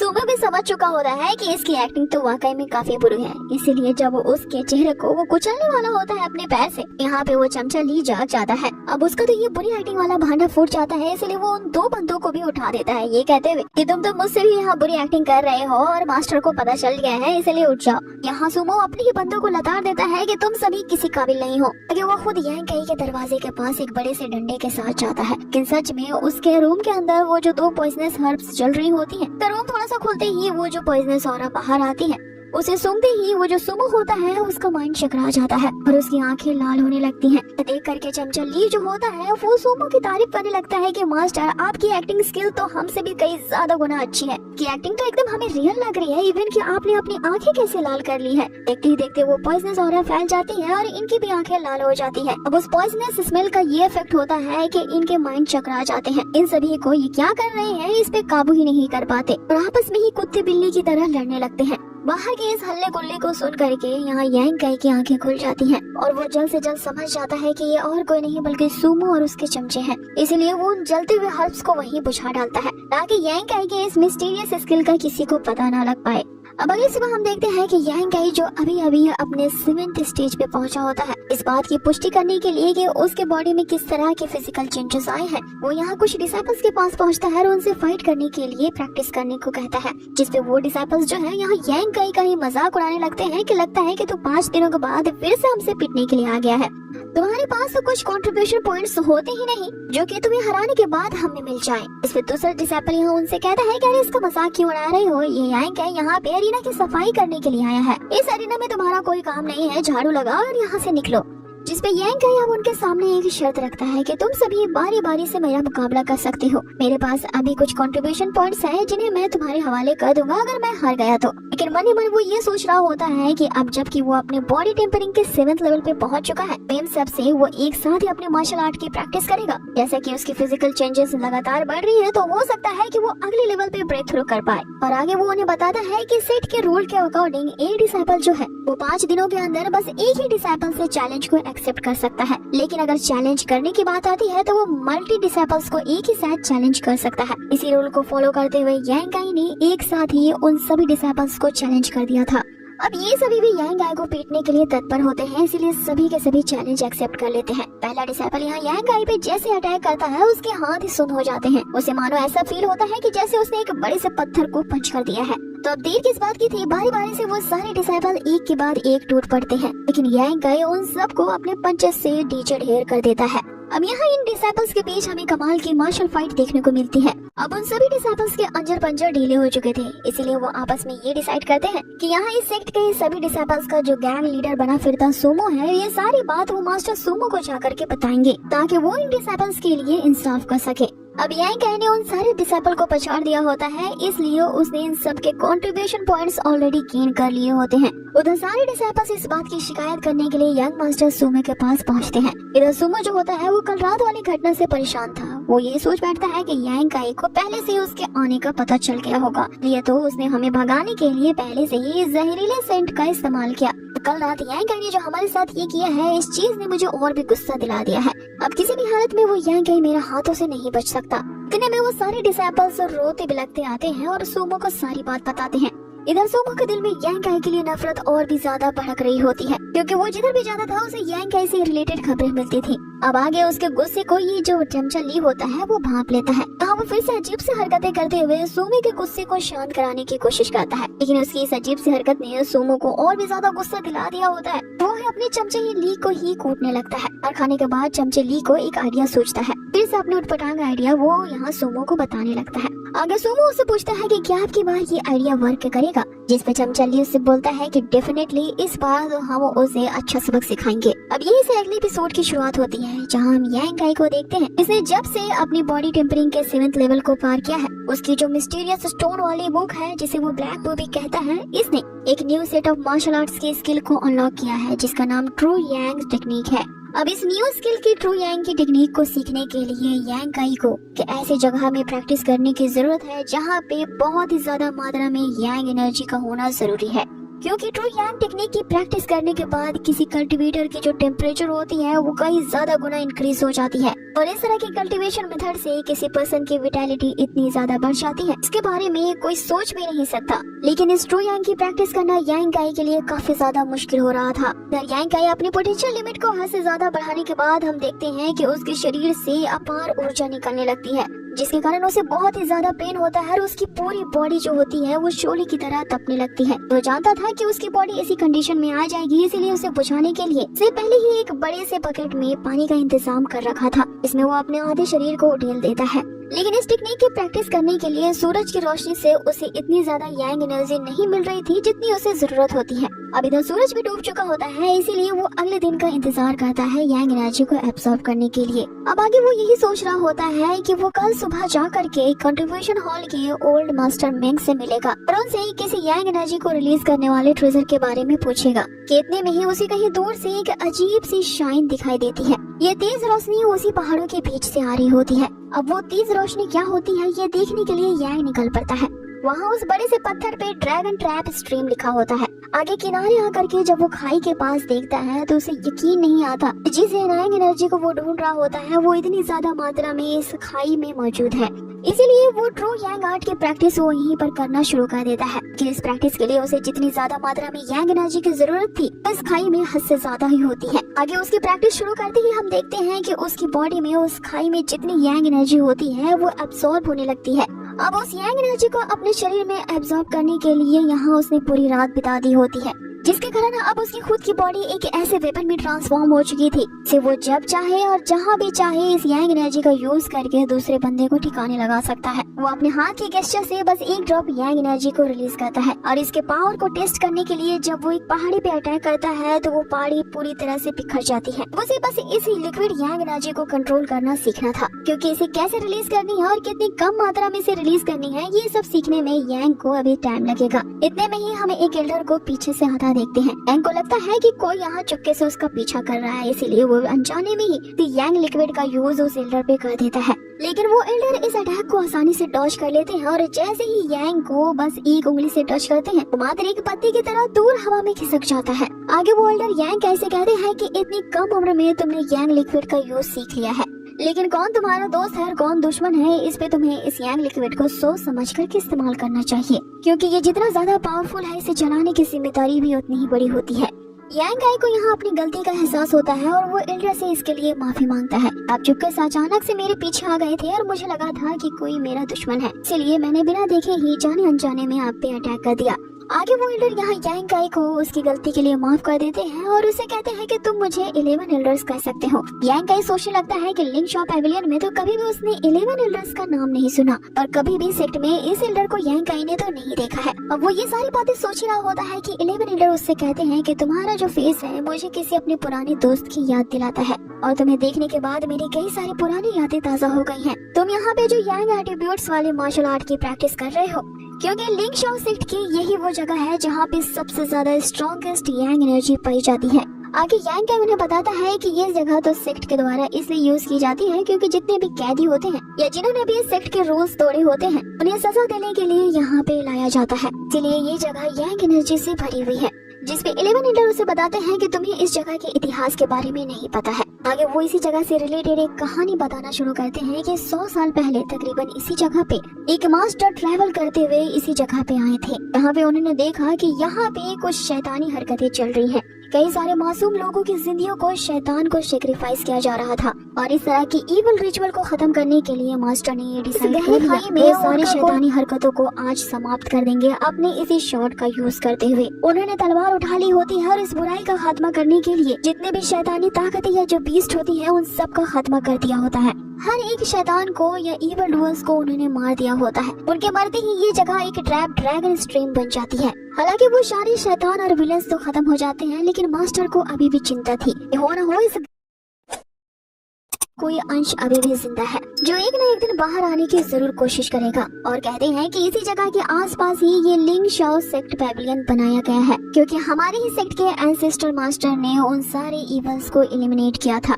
इसीलिए सेक्ट में अभी भी जो भी बुरे काम करता है या सीरियस क्राइम करता है, डिसेबल को सजा के तौर पे यही लाया जाता है और इसी ट्रैप ड्रैगन स्ट्रीम में उन्हें एग्जीक्यूट कर दिया जाता है, ताकि इस पनिशमेंट को हमेशा बरकरार रख सके कि किस तरह से बुराई का हमेशा खात्मा होगा। लेकिन आखिर किसने सोचा था कि यांग एट्रीब्यूट का जो कि इतना खतरनाक मार्शल आर्ट्स है, उसके लिए यांग एनर्जी का ट्रेजर इसी खाई में से बोर्न होगा। इस पे यांग काई अब एल्डर 11 से पूछने लगते हैं कि आप यहाँ इतने सुबह सुबह इसी यांग ट्रेजर को ढूंढने के लिए यहाँ पे आए हैं। जिस पे 11 एल्डर उसे बताते हैं कि मैं यहाँ किसी ट्रेजर को ढूंढने के लिए नहीं बल्कि किसी और को ढूंढने आया हूँ। जिसमें यांग काई के ये पूछने पर कि क्या आपको वो बंदा मिला, तो 11 एल्डर उसे यही जवाब देते हैं कि मैं बहुत ज्यादा बूढ़ा हो चुका हूँ और बूढ़े लोग ज्यादा बात नहीं करते। इतना कहते हुए वो वहाँ से चले जाते हैं, लेकिन लास्टली वो यांग काई को एक और वार्निंग दे जाते हैं। ये जो ट्रैप ड्रैगन स्ट्रीम है वो बहुत सारा के खतरों से भरा हुआ है। इस तरह के रूमर्स भी बिलीव करते हुए कि यहाँ पे तुम्हें किसी तरह का ट्रेजर मिलेगा। इतने खतरनाक और फॉरबिडन एरिया में अकेला घूमना सही नहीं है। अब आगे उस एल्डर के जाते ही यांग काई सोचने लगता है कि इस बुढ़े की बातों ने तो मुझे डरा दिया, लेकिन इसकी बात में भी दम लगता है कि मुझे अपने आप को आगे सावधान कर लेना चाहिए। देखा जाए तो उनकी बातें मुझे झूठी नहीं लग रही, लेकिन इन्होंने जो अभी कहानी बताई इससे मेरी जिज्ञासा और ज्यादा बढ़ती है और मुझे उस मास्टर के बारे में पता करने का मन करता है।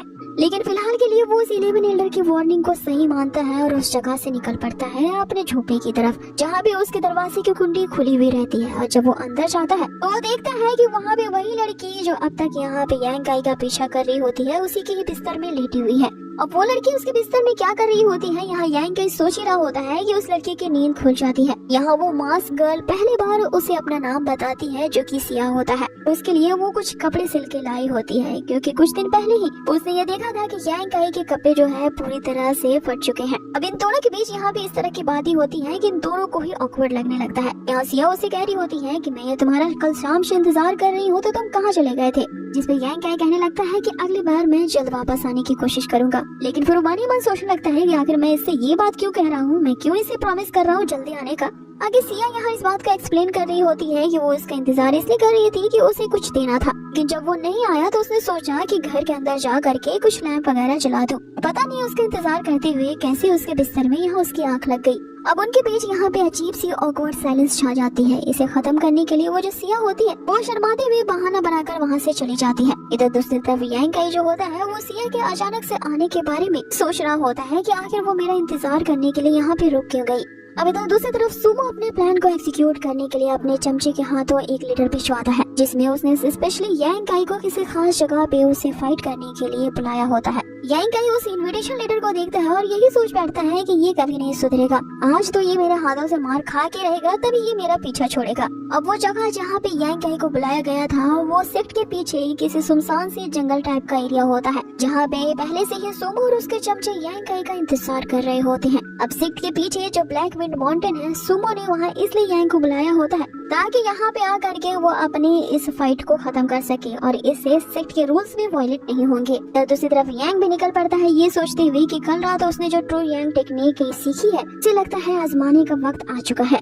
कि तभी वहाँ पे उस माउंटेन पे किसी और सेक्ट के बंदे नजर आते हैं। ये सेक्ट फेंग्यू सेक्ट होता है, जिसका एक नामी ग्रामी डिसाइपल चेन होता है। यहाँ जो चमचा ली होता है वो सुमो से कहता है कि हमें यहाँ से चले जाना चाहिए क्योंकि दूसरे सेक्ट के भी बंदे आ रहे हैं तो वो हमारे काम में टांग अड़ाएंगे। तो सुमो उसको एक नहीं सुनता और वो कहता है कि ना तो वो इस चेन से डरता है ना ही वो इस यांग काई से डरता है, वो दोनों का ही सामना कर लेगा। इधर चमचा ली मनी मन सोच रहा होता है कि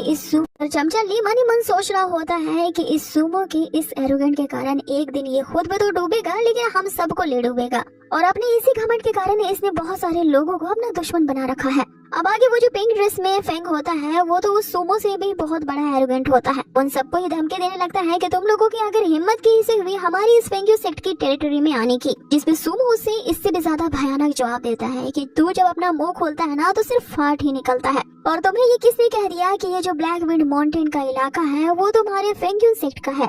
अब ये टेरिटरी किसकी होती है इस बात पे इन दोनों की ही बहस चल रही होती है। तभी हमें बहुत सारी जादुई तितलियां दिखाई देती हैं और ये तितलियां जो होती हैं एक बहुत ही सुंदर सी लड़की के करीब मंडरा रही होती हैं, लेकिन ये लड़की जितनी ज्यादा सुंदर होती है उतनी ही ज्यादा चतुर चालाक होती है। इसका काम ही होता है आग में घी डालना। ये यहाँ पे चेंग को और भी ज्यादा भड़का देती है सुमो के खिलाफ। चेहरे से ये जितनी ज्यादा भोली होती है उतनी ही इसकी पर्सनैलिटी भड़काने वाली होती है, जिसका नाम मिया होता है। मिया उस चेन से कहने लगती है कि ये जोकर कौन है जो इतनी फनी बात कह रहा है। आगे मिया उससे कहती है कि मैं तो बस तुमसे एक शांत जगह की डिमांड कर रही थी, मुझे नहीं पता था कि ये किसी और के इलाके में तुम ले आए हो। तो चलो हम लोग यहाँ से चलते हैं, मैं नहीं चाहती कि इसकी वजह से तुम इंजर्ड हो जाओ। अब इस बात ने तो चेन के मर्दानगी पे सवाल उठाया था, इसलिए चेन कहने लगता है कि ये मुझ पे तो अपनी एक उंगली भी नहीं रेस कर सकता क्योंकि इस सुमो को मैं जानता हूँ, ये मेरी नजर में किसी कचड़े के बराबर ही है क्योंकि हम दोनों ने एक साथ ही प्रैक्टिस करनी शुरू की थी। लेकिन अभी भी ये सुमो अपने बॉडी टेम्परिंग के 9th लेवल पे ही है और मुझे देखो ऑलरेडी मैं कायुआन रेल में ब्रेक थ्रू कर चुका हूँ। अब इनकी इसी तरह से तू मैमे जो होती है वो एक्सट्रीम लेवल पे पहुँच जाती है। यहाँ पे सुमो भी शांत नहीं रहता और उसे दो हाथ करने के लिए वे दोनों आपस में भिड़ जाते हैं। लेकिन यहाँ जब सुमो उस पर अटैक करता है तो उसके जो पंचेस होते हैं वो ढीले पड़ जाते हैं और उसके जो पंचेस फुस पड़ जाते हैं। ये सोच के वो हैरान रह जाता है आखिर ये इतनी जल्दी कायुआन रेल में कैसे ब्रेक थ्रू कर लिया।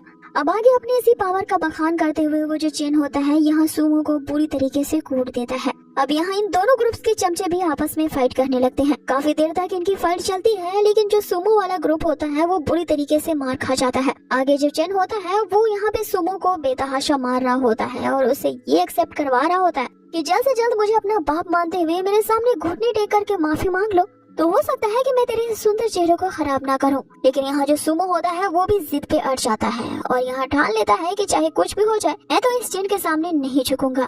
अब सुमो के इस गट्स को देख करके यहाँ जो यांग काई होता है वो सोच में पड़ जाता है। लगता है कि इस बंदे को कुछ ज्यादा ही मैंने अंडर एस्टिमेट कर लिया। ये तो वाकई में मेरी ही जैसी पर्सनैलिटी रखता है जिसने ये ठान लिया है कि अन्याय और बुलिनेस के सामने तो नहीं झुकेगा। अब आगे यहाँ सुमो को बचाने के लिए यांग काई जो होता है वो उस फाइट में कूद पड़ता है और उस चेन का हाथ रोक लेता है और उसे एक जोरदार किक मारते हुए सुमो से उसे दूर कर देता है। अब आगे उसकी वेशभूषा को देख करके वो मिया समझ जाती है कि इसने तो इन सभी के जैसे ही कपड़े पहने हैं, लेकिन इसके फटे हुए कपड़ों की हालत देख के बताया जा सकता है कि ये इसी लिंग शॉ सेक्ट का एक ट्रायल डिसाइपल होगा। अब ट्रायल डिसाइपल होना तो एक बहुत बड़ी बेइज्जती के बराबर होती है, इसीलिए चेन जो होता है यहाँ पे यांग काई को धमकी देने लगता है कि एक ट्रायल डिसाइपल होके तुम्हारी इतनी औकात कि मेरे मामले में इस तरह से टांग अड़ाओ। आगे वो अपने बंदों को भेजता है यांग काई को पीटने के लिए। यांग काई ने भी अपनी प्राउड गोल्डन बॉडी को एक्टिवेट कर लिया होता है यांग काई अपने इस पावरफुल यांग टेक्निक के बारे में सोचने लगता है कि ये टेक्निक तो वाकई काफी ज्यादा पावरफुल निकली, क्योंकि फेंग यू टावर सेक्ट के वो जो डिसाइपल्स हैं वो सभी के सभी 7th या तो 8 लेवल पे बॉडी टेम्परिंग रेल में हैं। इनसे कम लेवल पे होने के बावजूद भी मैं इन सब का इतनी आसानी से सामना कर पा रहा हूँ। अब यहाँ जो चेन होता है वो अपने ही डिसाइपल पे गुस्सा हो रहा होता है कि तुम जैसे चमचों को रखने का क्या मतलब है, जबकि मुझे खुद इससे फाइट करना पड़े, क्योंकि एक ट्रायल डिसाइपल से फाइट करना मेरी शान के खिलाफ है। न सुन के उस चेन के चमचे वापस से खड़े होते हैं और फिर से यहाँ पे यांग काई का सामना करने लगते हैं। वे सभी एक साथ ही उस पे लुच जाते हैं और किसी बच्चे की तरह उसकी कुटाई करने लगते हैं। और ये देख करके उस चेंग के साथ साथ तो मुझे भी हंसी आ रही होती है। इस तरह से ये किसी बच्चे की तरह यांग काई को पीट रहे होते हैं। आगे यांग काई अपनी पावर जनरेट करता है और उन सभी को एक ही साथ ही उखाड़ फेंकता है। अब यहाँ यांग काई की स्ट्रेंथ को देख करके मिया समझ जाती है। हालांकि ये बंदा अपने कल्टीवेशन के हाई लेवल पे नहीं है, लेकिन इसने अपनी विटालिटी को इस तरह से फ्रीली यूज किया है कि इसकी स्ट्रेंथ जो है वो आम लोगों के पोटेंशियल से काफी ज्यादा गुना बढ़ गई है। अब आगे यांग काई जो होता है वो उस चेंग को लड़काने लगता है, ये कहते हुए कि लगता है कि तुझ में मुझसे अकेले फाइट करने की एबिलिटी नहीं है, इसलिए बार बार अपने चमचों को भेज रहे हो। जिसपे सुमो जो होता है वो यांग काई पे चिल्लाने लगता है कि तुम अपने आप को समझते क्या हो, ये जो चैंग है वो अपने काइयून ड्रिल में ब्रेक थ्रू कर चुका है। तुम क्या सोचते हो कि तुम एक बॉडी टेम्परिंग लेवल पे होने के बावजूद भी इसका सामना कर पाओगे? ये तो एक मौत के बराबर ही हुई। जल्द से जल्द अपनी जान की सलामती चाहते हो तो यहाँ से भाग जाओ। जिसपे यांग काई उसे कहता है कि अरे मुझे तो लगा था कि तुम भी मेरे दुश्मन हो, लेकिन तुम तो यहाँ मेरे लिए चिंता कर रहे हो, कहीं तुम्हें मुझसे प्यार तो नहीं हो गया है? जिसपे सुमो थूकते हुए से कहता है कि प्यार और तुझसे मैं तेरी जान यहाँ बचाने की कोशिश कर रहा हूँ। यांग काई उसे कहता है कि डोंट वरी, अगर मैं इसमें जीत गया ना तो मेरी तरफ से मैं तुम्हें ट्रीट दूंगा। अब आगे यांग काई और वो चेंग जो होते हैं वो एक दूसरे से भिड़ जाते हैं। हालांकि यांग काई जो होता है वो उस चेंग के लेवल का तो नहीं होता है, लेकिन अपनी विटालिटी स्ट्रेंथ का यूज करते हुए वो उसे तो कई सारे घूंसे लाते मार ही देता है। लेकिन उनकी ये फाइट एक अगले लेवल तक चली जाती है, जब वो चेंग जो होता है यहाँ यांग काई का सामना करने के लिए अपनी तलवार निकाल लेता है। लेकिन यांग काई ने भी कच्ची गोलियां नहीं खेली हैं, उसके पास एक ऐसी शक्ति है जिसे हम सभी कॉन्फिडेंट कहते हैं। तो उसका ऐसा दृढ़ विश्वास होता है कि उसने कभी ना हार मानने की ठानी होती है, ताकि वो इस फाइट में निहत्था ही होता है, लेकिन उस चेंग की तलवार का वो सामना अपने खुले हाथों से करता है। यहाँ पे उसकी तलवार को अटैक को रोकने के लिए उसने अपने हाथों से ही उस तलवार को रोक दिया होता है। आगे यांग काई जो होता है वो उस चेंग के हाथों को पकड़ लेता है और उस पे अटैक करने के लिए अपने उसी यांग लिक्विड टेक्निक का यूज करता है, जिसके एक ही ब्लो में वो जो चेंग होता है वो वहाँ औंधे मुंह गिर जाता है। अब आगे इस फाइट की होने की वजह वो आग लगाओ लड़की मिया होती है, क्योंकि ये फाइट इतनी ज्यादा नहीं भड़कती, जबकि इस मिया ने यहाँ पे इतना ज्यादा इन दोनों को भड़काया नहीं होता। इसलिए यांग काई जो होता है वो उस मिया को भी सबक सिखाने के लिए आगे बढ़ता है। लेकिन वो मिया तो यहाँ वाकई काफी ज्यादा शातिर होती है, वो यांग काई को ही सिड्यूस करने लगती है। यांग काई उसके मकसद को समझते हुए उससे पीछे छुड़ाने की कोशिश तो करता है, लेकिन वो जो मिया होती है ये लड़की इतनी जल्दी पीछा छोड़ने वालों में से नहीं है। यहाँ यांग काई गलत तरीके से उसे जो टच कर देता है, मिया ने इसका कुछ और ही मतलब समझ लिया होता है। आगे वो उससे ये कहते हुए कि हम दोबारा जरूर मिलेंगे, वहाँ से वो चली जाती है। इधर दूसरी तरफ हम देखते हैं कि यांग काई ने अब सुमो की तरफ दोस्ती का हाथ बढ़ा दिया होता है। इधर सुमो तो पहले मुंह बनाता है, लेकिन ना चाहते हुए भी वो इस हाथ को थाम लेता है। अब आगे हम यांग काई को अपने घर में देखते हैं और यहाँ पे वो ये डिसाइड कर रहा होता है कि अपने इस जख्म पे या तो वो पट्टी लगाए वो महंगे एक्लेजर्स यूज करे।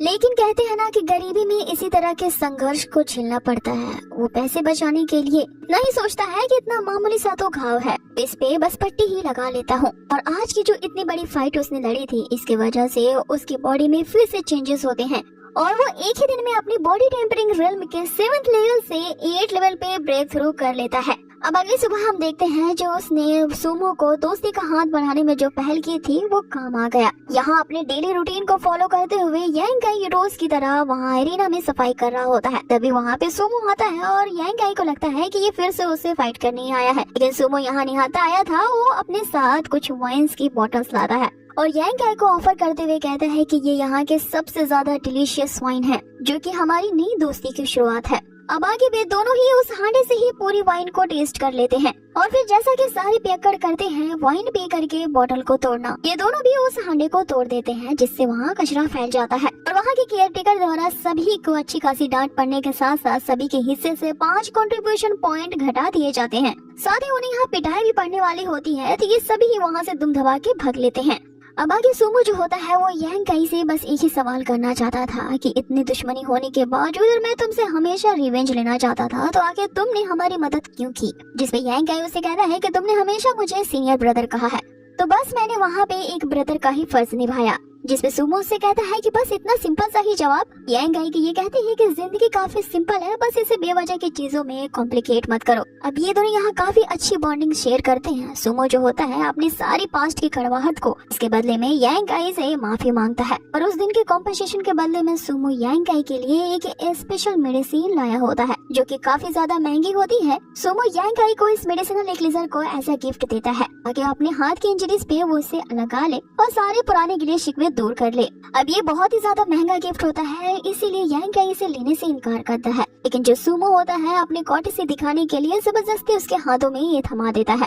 अब आगे सुमो उसे अगले दिन किसी कमाल की जगह घुमाने का वादा करता है और अपने वादे के मुताबिक ये सभी उसी जगह पे चलने को तैयार हो जाते हैं अगले दिन, जहाँ पे सुमो कुछ ऐसी वैसी बात बोलने के लिए बहुत ही ज्यादा करीब आ जाता है और उसके कानों में कुछ कहने ही वाला था। यांग आई उसे दूर हटा देता है और उससे कहता है कि जो भी कहना है ना खुल के कहो, इस तरह मेरे कानों में खुसुर फुसुर मत करो। सुमो यहाँ बात को पलटते हुए उसे ये बताता है कि इस जगह पे एक स्पेशल ट्रेड मार्केट है, यहाँ पे आसपास के सेक्ट के डिसाइपल्स यहाँ ट्रेड करने आते हैं, जहाँ पे लिंग शाओ पैविलियन और फेंगयू टावर सेक्ट के अलावा और काफी नामी ग्रामी फैमिलीज के लोग यहाँ पे बिजनेस किया करते हैं। वहाँ पे हमें इस तरह के काफी सारे ट्रेजर्स मिल सकते हैं जो हमारी कल्टीवेशन के लिए जरूरी है। आगे ली बताता है कि वो ट्रेड मार्केट थोड़ा कॉस्टली है। पिछले साल जो हमारे मास्टर सू है उन्होंने तो 10,000 सिल्वर स्टोन्स रुपए खर्च कर दिए थे और एक तियान्युन नामक फ्रूट खरीदा था, जिसपे सुमो उसे चुप करवाते हुए कहता है कि अरे पिछले बेकार की बातों को क्यों याद दिलाते हो, वैसे भी वो जो स्पिरिचुअल फूड था वो एक लो ग्रेड का था और मैंने इसके लिए बेकार ही 10,000 सिल्वर स्टोन्स खर्च कर दिए, क्योंकि मेरे ग्रैंडपा के पैलेस में तो इससे भी कई ज्यादा गुना स्पिरिचुअल फ्रूट्स वो भी हाई लेवल के मौजूद हैं। अब आगे सुमो के जो ग्रैंडफादर होते हैं वो लिंग शाओ पैविलियन सेक्ट के 3rd एल्डर होते हैं। एल्डर का नाम सुनते ही यहाँ पे यांग आई को उसी 11 एल्डर के बारे में याद आता है, इसलिए वो सुमो से पूछता है कि क्या हमारे सेक्ट में कोई 11 एल्डर नामक बंदा भी है। इस पे यहाँ सुमो का दोस्त उसे बताता है कि हमारे इस लिंग शाओ पैविलियन में कई सारे लीडर्स की पोजीशन पे हैं और केवल 5 एल्डर्स ही मौजूद हैं। तो आखिर तुम किस 11 एल्डर की बात कर रहे हो। अब आगे सुमो उन्हें बताता है कि मैंने तो यहाँ तक सुन रखा है कि जो ब्लडी बैटल गैंग का लीडर होमू है वो तो हाल ही में अपनी peak point of immortal rail में ब्रेक थ्रू कर चुका है और उसने ऐसा करने के लिए काफी कम टाइम लिया। और फेंगयू टावर सेट के जो ओनर रूहान है वो तो इमॉर्टल रेल्म के 17 लेवल तक पहुँच गए हैं, लेकिन इनके कंपैरिजन में हमारे लिंग शाओ पैविलियन के जो लीडर्स हैं वो कुछ भी नहीं।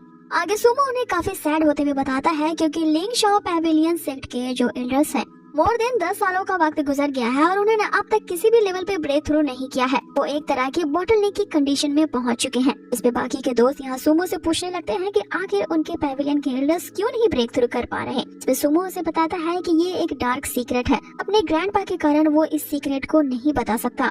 लिंग शाओ पैविलियन के जो एल्डर है वो ब्रेक थ्रू के कगार पे तो है, लेकिन 10 सालों से बस एक ही कंडीशन में अटके पड़े हैं। अब सभी को ये जानने की क्यूरियोसिटी हो जाती है, इसलिए सभी सुमो को प्रेशर देने लगते हैं। आखिर हम दोस्तों में आखिर कैसा राज हम किसी को नहीं बताएंगे, जिसमें सुमो उन्हें बताना शुरू करता है कि अभी तो मैं फिलहाल के लिए तुम लोगों को बता रहा हूँ, लेकिन ये मामला यहाँ से बाहर नहीं जाना चाहिए, क्योंकि अगर ये मैटर बाहर चला गया और किसी दूसरे सेक्ट वाले को हमारे इस झूठ के बारे में पता चल गया, हमारे एल्डर्स यहाँ पे नाकाम हो रहे हैं ब्रेक थ्रू करने में, तो काफी ज्यादा हम मुश्किल में पड़ जाएंगे। अब आगे सुमो सबको अपने पास करीब लाता है और उन्हें बताता है कि 10 साल पहले लिंग शाओ पैविलियन में एक बहुत बड़ी घटना घटी थी और वो घटना ये थी कि सभी मास्टर के बारे में यही कहा करते हैं कि मास्टर अपनी लाइफ टाइम में सिर्फ 2 ही डिसाइपल को एक्सेप्ट कर सकते हैं, लेकिन उस समय हमारे सेक्ट में बहुत सारे डिसाइपल्स थे और सभी टैलेंटेड थे और सभी को यही लग रहा होता है कि मास्टर उससे अपना खास डिसाइपल चूज करेंगे। इसीलिए सभी डिसाइपल ने अपने अपने अंदर ये भावना पाल ली होती है कि वो ही मास्टर के अगले वारिस बनेंगे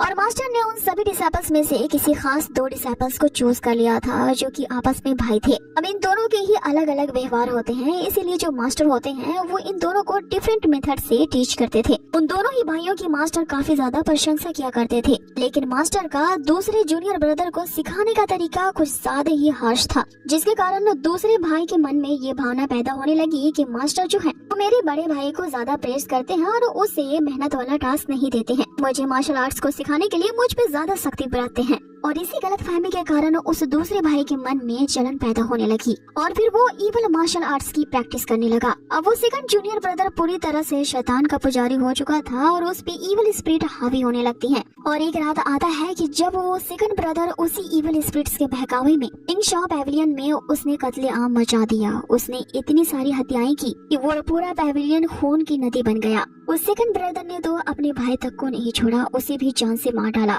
अब उसके इस क्राइम को रोकने के लिए जब मास्टर वहाँ पे आते हैं तो वो बहुत ज्यादा ही घबरा जाता है और फिर इतने बड़े क्राइम को करके वहाँ से भाग जाता है। और उसी टाइम से ही हमारे लीडर मास्टर के जो दाढ़ी और बाल हैं वो अचानक से व्हाइट हो गए। अब आगे सारे दोस्त एक ही साथ पूछ बैठते हैं कि फिर उसके बाद क्या हुआ। आगे सुमो उसे बताता है कि कुछ सालों के बाद ही जो हमारे लीडर मास्टर हैं उन्हें पर्सनली इन्वेस्टिगेशन करते हुए उस सेकंड ब्रदर को कैप्चर कर लिया और लिंग शाओ पैविलियन सेक्ट में जहां सारे क्राइम के लिए सारे डिसाइपल्स को सजा दी जाती है उसी सेकंड ब्रदर को उस ट्रैप ड्रैगन स्ट्रीम में सील कर दिया। अब यहाँ पे यांग काई को वही 11 मास्टर याद आते हैं और यही लीडर मास्टर होते हैं जो कि उसी सेकंड ब्रदर को देखने के लिए आए थे कि ये अब तक वहाँ पे सील है कि नहीं। अब आगे सुमो कंटिन्यू करना शुरू करता है कि उसी टाइम के बाद से हमारे जो लीडर मास्टर हैं वो ब्रेक थ्रू करने में अनेबल हैं। अब उनकी जैसे ये कहानी खत्म होती है वहाँ पे चिल्लाते हुए एक आवाज दी जाती है कि मार्केट अब ओपन हो चुका है।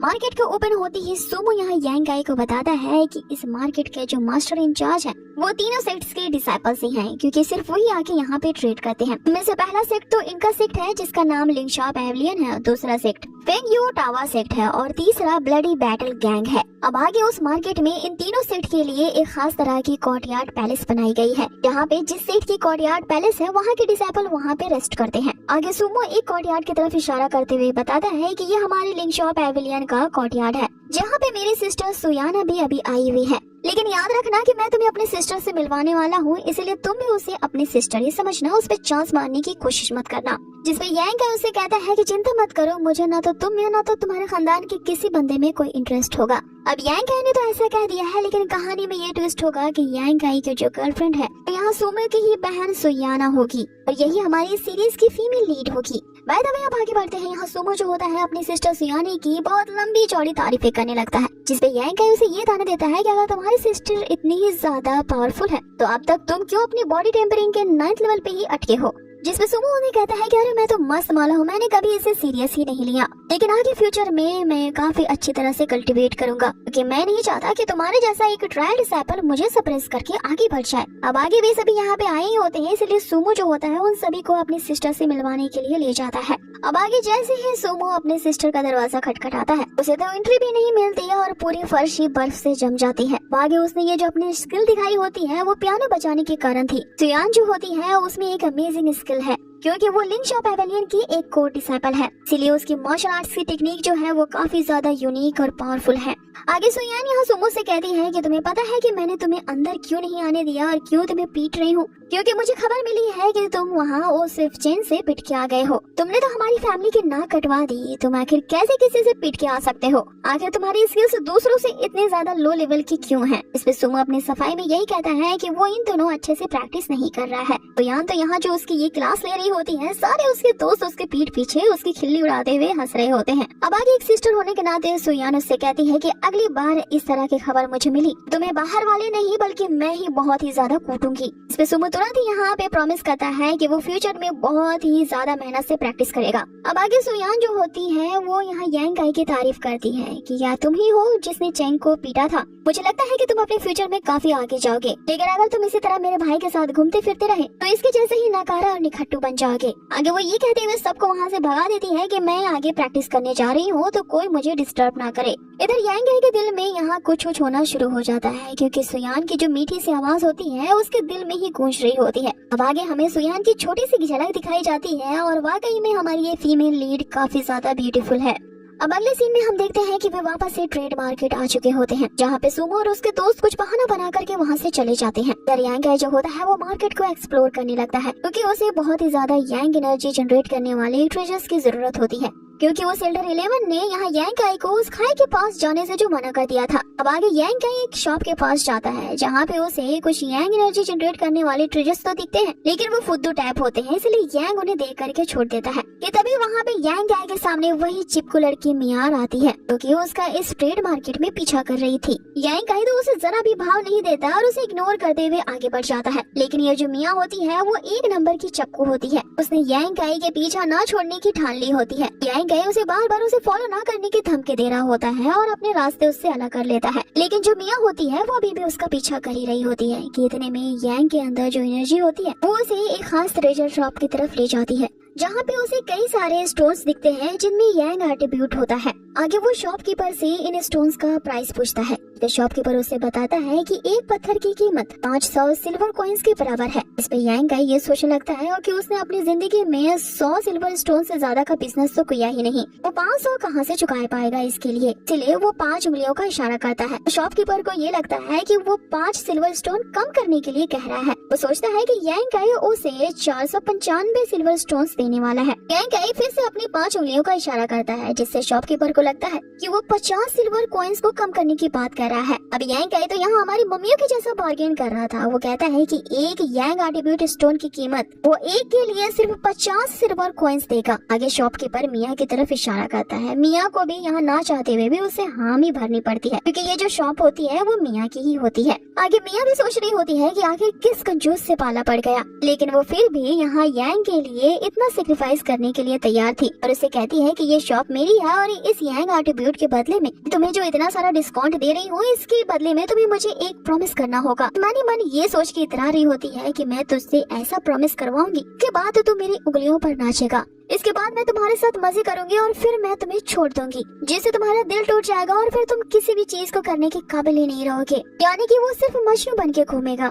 लेकिन यांग काई भी यहाँ पे लड़की के जाल में फंसने वाला बंदा नहीं है। वो मिया की मदद लेने से यहाँ पे मना कर देता है। हालांकि वो गरीब है लेकिन बहुत ही खुददार है। उसने यहाँ पे उसी इक्लिजर पिल का यूज कर लिया होता है जो कि सुमो ने उसे दिया था। इक्लिजर पिल को वो शॉपकीपर को देते हुए कहता है कि इसकी कीमत 500 सिल्वर कॉइन्स के बराबर है और इसमें केवल 10 पिल्स हैं। तुम इन्हें रख लो और मुझे एक यांग एट्रीब्यूट वाला स्टोन दे दो। शॉपकीपर तो इसे लेकर के खुश हो जाता है। वो कहता है कि हम यहाँ पे बार्टर सिस्टम भी रखते हैं। यहाँ पे जो मियाँ होती है वो शॉपकीपर को इसे लेने के लिए मना कर रही होती है। अब शॉपकीपर की भी रोजी रोटी होती है, इसीलिए वो इन ग्लिजर पिल्स को रख लेता है। मियाँ उसे घूरते हुए देखती है और उसे कहती है कि तुझे पता नहीं है कि हम कौन से गैंग के हैं, मैं ब्लडी बैटल गैंग से हूँ। मैं कह रही हूँ ना किसी चीप प्राइस पे ये स्टोन दे दो, तो क्यों नहीं देती हो? लगता है तुम्हें मुझसे डर नहीं लगता। इधर मियाँ के मन में तो कुछ और ही ख्याली पुलाव पक रहे होते हैं। वो सोच रही होती है कि बचपन से लेकर जवानी तक आज तक कोई भी बंदा नहीं ऐसा आया है मेरी जिंदगी में जिससे मैंने अपनी उंगलियों पे ना नचाया हो, लेकिन ये बंदा तो काफी टेढ़ी खीर मालूम पड़ता है। इसे जितना भाव देती हूँ ये तो मुझे उतना ही ज्यादा झिड़क रहा है, लेकिन मैं भी इसी खेत की मूली हूँ। एक न एक दिन इस बंदे को तो पा के ही रहूंगी और जब ये मेरे प्यार में पूरी तरह से बढ़ जाएगा तब मैं इसके साथ ब्रेकअप कर लूंगी।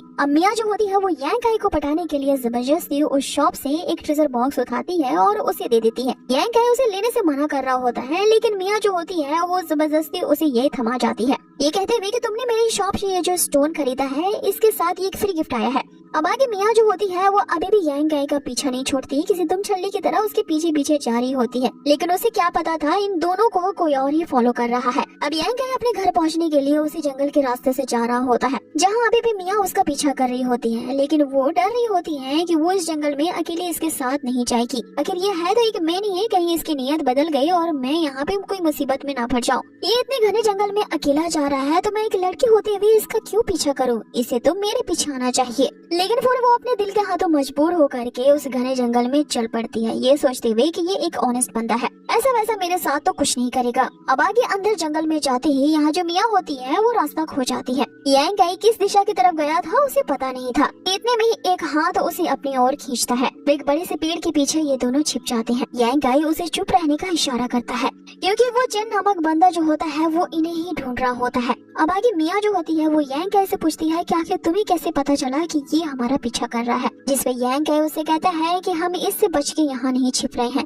मैं तो उस बंदे से यहाँ पे छिप रहा हूँ जिसे हम देख नहीं पा रहे हैं। कि तभी कई सारे डैगर्स के साथ इन पे कोई अटैक करता है। यहाँ यांग काई मिया को तो इस अटैक से बचा लेता है, लेकिन चिल्लाते हुए उस बंदे को सामने आने की चुनौती देता है। अब इस बंदे का नाम हुता होता है जिसे मिया जानती थी। हुताओ यहाँ पे यांग से कहता है कि बच्चे, जिस बुलबुल के साथ तू घूम रहा है वो तेरी नहीं बल्कि मेरी है, और मैं यहाँ तुम्हारा पीछा करते हुए इसलिए आया हूँ ताकि अपना हिसाब किताब क्लियर कर लूँ। और चिन ने ही उस हुताओ को बुलाया था ताकि वो अपनी बेइज्जती का बदला यहाँ यांग काई से ले सके। यांग काई भी यहाँ मिया को पीछे रहने का इशारा करता है और तैयार हो जाता है इन दोनों के साथ फाइट करने को। यहाँ मिया जो होती है वो यांग काई को यही सलाह देती है कि तुम इन दोनों का सामना नहीं कर पाओगे, क्योंकि इन दोनों ने ही अपने काईयून रेल्म में ब्रेक थ्रू कर लिया है। इसलिए बेहतर यही होगा कि तुम साइड हट जाओ और इन दोनों का मुकाबला मुझे करने दो, क्योंकि मैंने पिछले महीने ही अपने काईयून रेल्म के 5th लेवल पे ब्रेक थ्रू कर लिया है। इसलिए मैं इन दोनों का मुकाबला आसानी से कर पाऊंगी।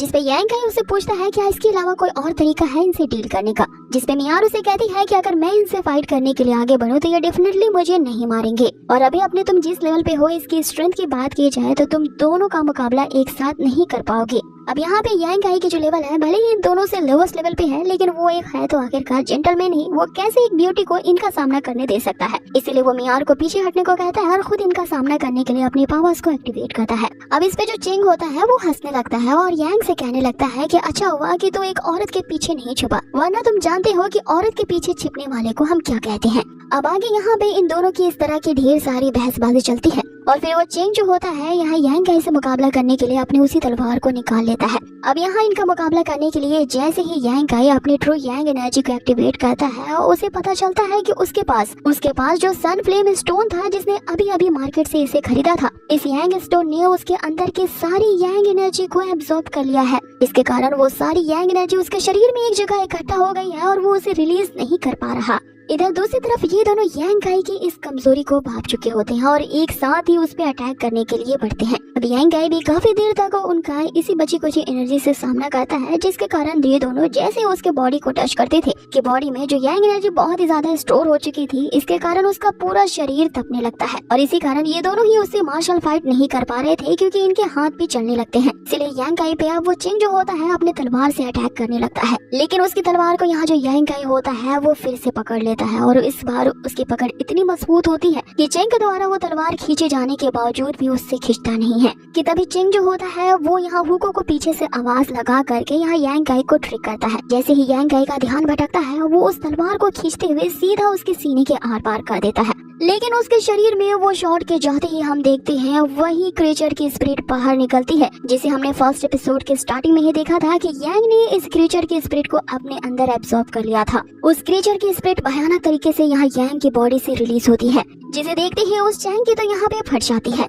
आगे हम देखते हैं कि उस क्रीचर की जो स्पिरिट होती है वो पूरी तरह से यांग पे हावी हो जाती है और फिर उसके बॉडी में जो एक जगह यांग एनर्जी एक्यूमुलेट हुई थी वो उसी यांग एनर्जी का इस्तेमाल करता है और मात्र एक ही ड्रॉप का वो यूज करता है, जिससे उस चैंग की वही ऑन द स्पॉट ही मौत हो जाती है।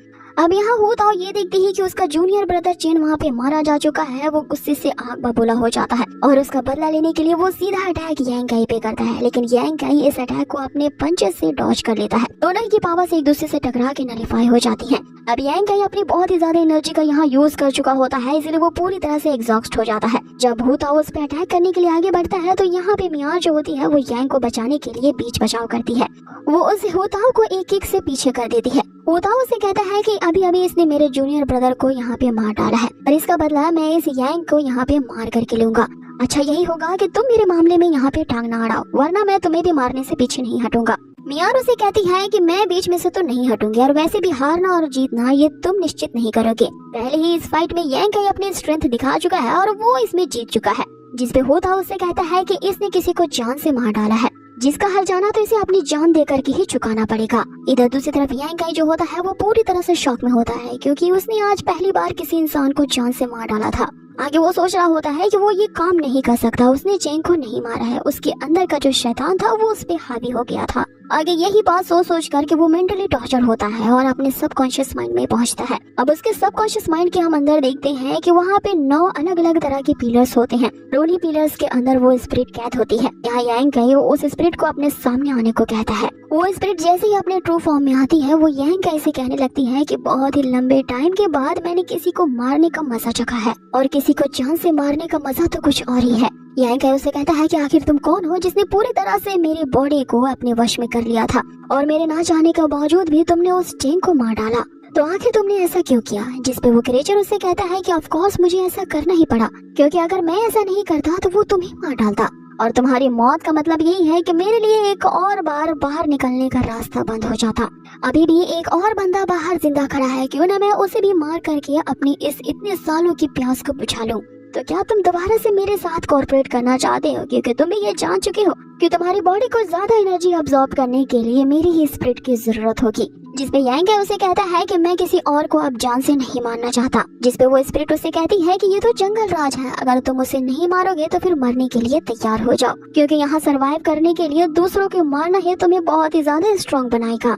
लेकिन इस बात को याद रखना कि तुम इस चीज को सोचने के लिए चाहे जितना ज्यादा वक्त ले सकते हो। तुम्हारे पास तो सोचने के लिए काफी वक्त है, लेकिन उस लड़की के पास नहीं है जो तुम्हें बचाने के लिए उस दूसरे बंदे से फाइट कर रही है। उसकी भी अब एनर्जी एग्जॉस्ट हो चुकी है और वो बंदा इस लड़की को मार डालेगा। अब अगले सीन में हम देखते हैं कि यहाँ जो मियार होती है वो यांग गाई को बचाने के लिए अभी भी उस हू ताओ से फाइट कर रही थी। यहाँ वो बार बार यांग गाई को उठाने की कोशिश करती है, क्योंकि अब और ज्यादा देर तक वो उस हू ताओ को नहीं रोक पा रही थी। आगे वो यांग गाई से कहती है कि हमें इस जगह से जल्द भागना होगा, वरना हम दोनों की यहाँ पे जान जाएगी। जिसपे हू ताओ उससे कहता है कि बेटर यही होगा कि तुम मेरे रास्ते से हट जाओ और इस बंदे यांग गाई को मुझे जान से मारने दो। जिसपे मियार उसे कहती है कि तुझ जैसे मक्कार को मैं अच्छी तरीके से जानती हूँ, अगर तुम यहाँ पे यांग को जान से भी मार दोगे तो भी मुझे यहाँ से तुम जिंदा जाने तो दोगे नहीं। जिसपे हू ताओ उसे कहता है कि मैं तुम्हें नहीं मारने वाला था, लेकिन इस बंदी के कारण तुम यहाँ पे मारी जाओगी, क्योंकि इसने मेरे इस जूनियर ब्रदर को जान से मार डाला है। का बदला मैं इसे जान से मार करके लूंगा, और तुम्हें मारने के बाद मेरे पास इसका भी बहाना होगा कि मैं तुम्हारे फादर जो कि ब्लडी बैटल गैंग के लीडर हैं, उनसे कहूँगा कि चेंग को इस बंदे यांग काई ने मार डाला। इसका बदला आपकी बेटी इस मियार ने उसे मार करके लिया, लेकिन उस बैटल में बुरी तरीके से मारी गई। अब ये सुन करके ब्लड बैटल गैंग के लीडर यानी कि तुम्हारे फादर जो हैं, वो अपनी बेटी का मौत का बदला लेने के लिए लिंग शॉ पैविलियन पे अटैक करेंगे, क्योंकि यांग काई लिंग शॉ पैविलियन सेक्ट का ही एक डिसाइपल है, जिसके कारण इन दोनों सेक्ट के बीच ही एक बहुत बड़ी जंग छिड़ जाएगी और इन दोनों सेक्ट आपस में ही लड़के मारे जाएंगे और इसका फायदा हमारे सेक्ट को होगा, क्योंकि इसके बाद इस पूरे कॉन्टिनेंट में सिर्फ मेरा ही सेक्ट नंबर 1 सेक्ट कहलाएगा। जिसपे मियार उससे कहती है कि तुम्हें शर्म आनी चाहिए इस तरह की मक्कारी करने से। ये बात सुनते ही हू ताओ जो होता है वो मियार को एक जबरदस्त पंच लगाने के लिए आगे बढ़ता है, लेकिन हम देखते हैं कि इसके अटैक को यांग काई रोक लेता है। यांग काई के शरीर में वापस से वही एनर्जी फ्लो करने लगती है, जिसका मतलब है कि यांग काई ने उस क्रिएचर स्पिरिट को ये परमिशन दे दिया है कि वो उसकी बॉडी को हावी कर ले, जिसके कारण अब वो बहुत ही ज्यादा स्ट्रॉन्ग महसूस करने लगता है और उस हू ताओ को एक जोरदार पंच लगाता है, जिससे वो दूर आसमान की तरफ उड़ जाता है। आगे ये दोनों ही आसमान में लटकते हुए ही फाइट करते हैं, लेकिन यहाँ यांग काई का पलड़ा भारी होता है। वो लगातार उस हू ताओ को कुत्ते की तरह पीट रहा होता है, जिसे वो जमीन पे ढेर हो जाता है और यही सोच रहा होता है कि अचानक से ये यांग काई इतना ज्यादा स्ट्रॉन्ग कैसे बन गया। कि तभी यांग काई उसके सामने अपीयर होता है और वो हू ताओ यांग काई के पीछे उसी क्रिएचर स्पिरिट को देखता है और डर के कारण यहाँ अपने जान की भीख मांगने लगता है। यांग काई उसे माफ करते हुए उसे यहाँ से जाने को कहता है, लेकिन आखिर एक मक्कार तो मक्कार ही रहेगा। वो जो होता है इसने अपनी चालाकी फिर से दिखा दी होती है। वो उस टूटी हुई तलवार को फिर से उठाता है और यांग काई पे स्नीक अटैक करने के लिए पीछे से बढ़ता है, लेकिन मियार जो होती है वो वक्त रहते ही यहाँ यांग काई को आगाह कर लेती है। यांग काई जैसे ही पीछे मुड़ता है, बहुत देर हो चुकी थी, उस हू ताओ ने उस टूटी हुई तलवार को वापस से उसकी बॉडी के अंदर डाल दिया होता है, लेकिन यहाँ फिर से वही क्रिएचर की स्पिरिट बाहर निकलती है और उस हू ताओ से कहने लगता है कि तुम्हारी हिम्मत कैसे हुई दोबारा मुझे हर्ट करने की, क्योंकि यांग काई को यहाँ जान से मारने का मतलब है मुझे जान से मारना। आगे वो स्पिरिट खतरनाक तरीके से वापस से यांग काई के शरीर में एब्सॉर्ब हो जाती है, जिसके कारण यांग काई क्या बोल रहा है और उसे खुद अपने शरीर पे कंट्रोल नहीं रहता। आगे उसके उग्र रूप से बचने के लिए जो होता है मियार को अपनी ढाल बना लेता है, लेकिन यांग काई यहाँ पूरी तरीके से आउट ऑफ कंट्रोल हो जाता है और उसके शरीर से जो स्ट्रॉन्ग एनर्जी की ऑरा निकलती है वो उस हू ताओ के समेत मियार जो होती है उसे भी दूर फेंक देती है, जिसके कारण वे दोनों ही खाई के नीचे गिर रहे होते हैं। लेकिन यांग काई वापस से अपनी बॉडी पे कंट्रोल करता है और यहाँ मियार को नीचे गिरने से पहले ही बचा लेता है। अब हू ताओ के मरते ही ये दोनों ही यहाँ वापस से राहत की सांस लेते हैं, लेकिन यांग काई ने अभी बहुत ही ज्यादा एनर्जी को लॉस किया होता है, जिसके कारण वो यहाँ पे बेहोश हो जाता है। अब इसके बाद आगे क्या हुआ ये जानने के लिए आपको ज्यादा वेट नहीं करना है, बस कमेंट में बहुत सारे कमेंट्स करने हैं। हमारा लाइक टारगेट जो है वो 200 के है।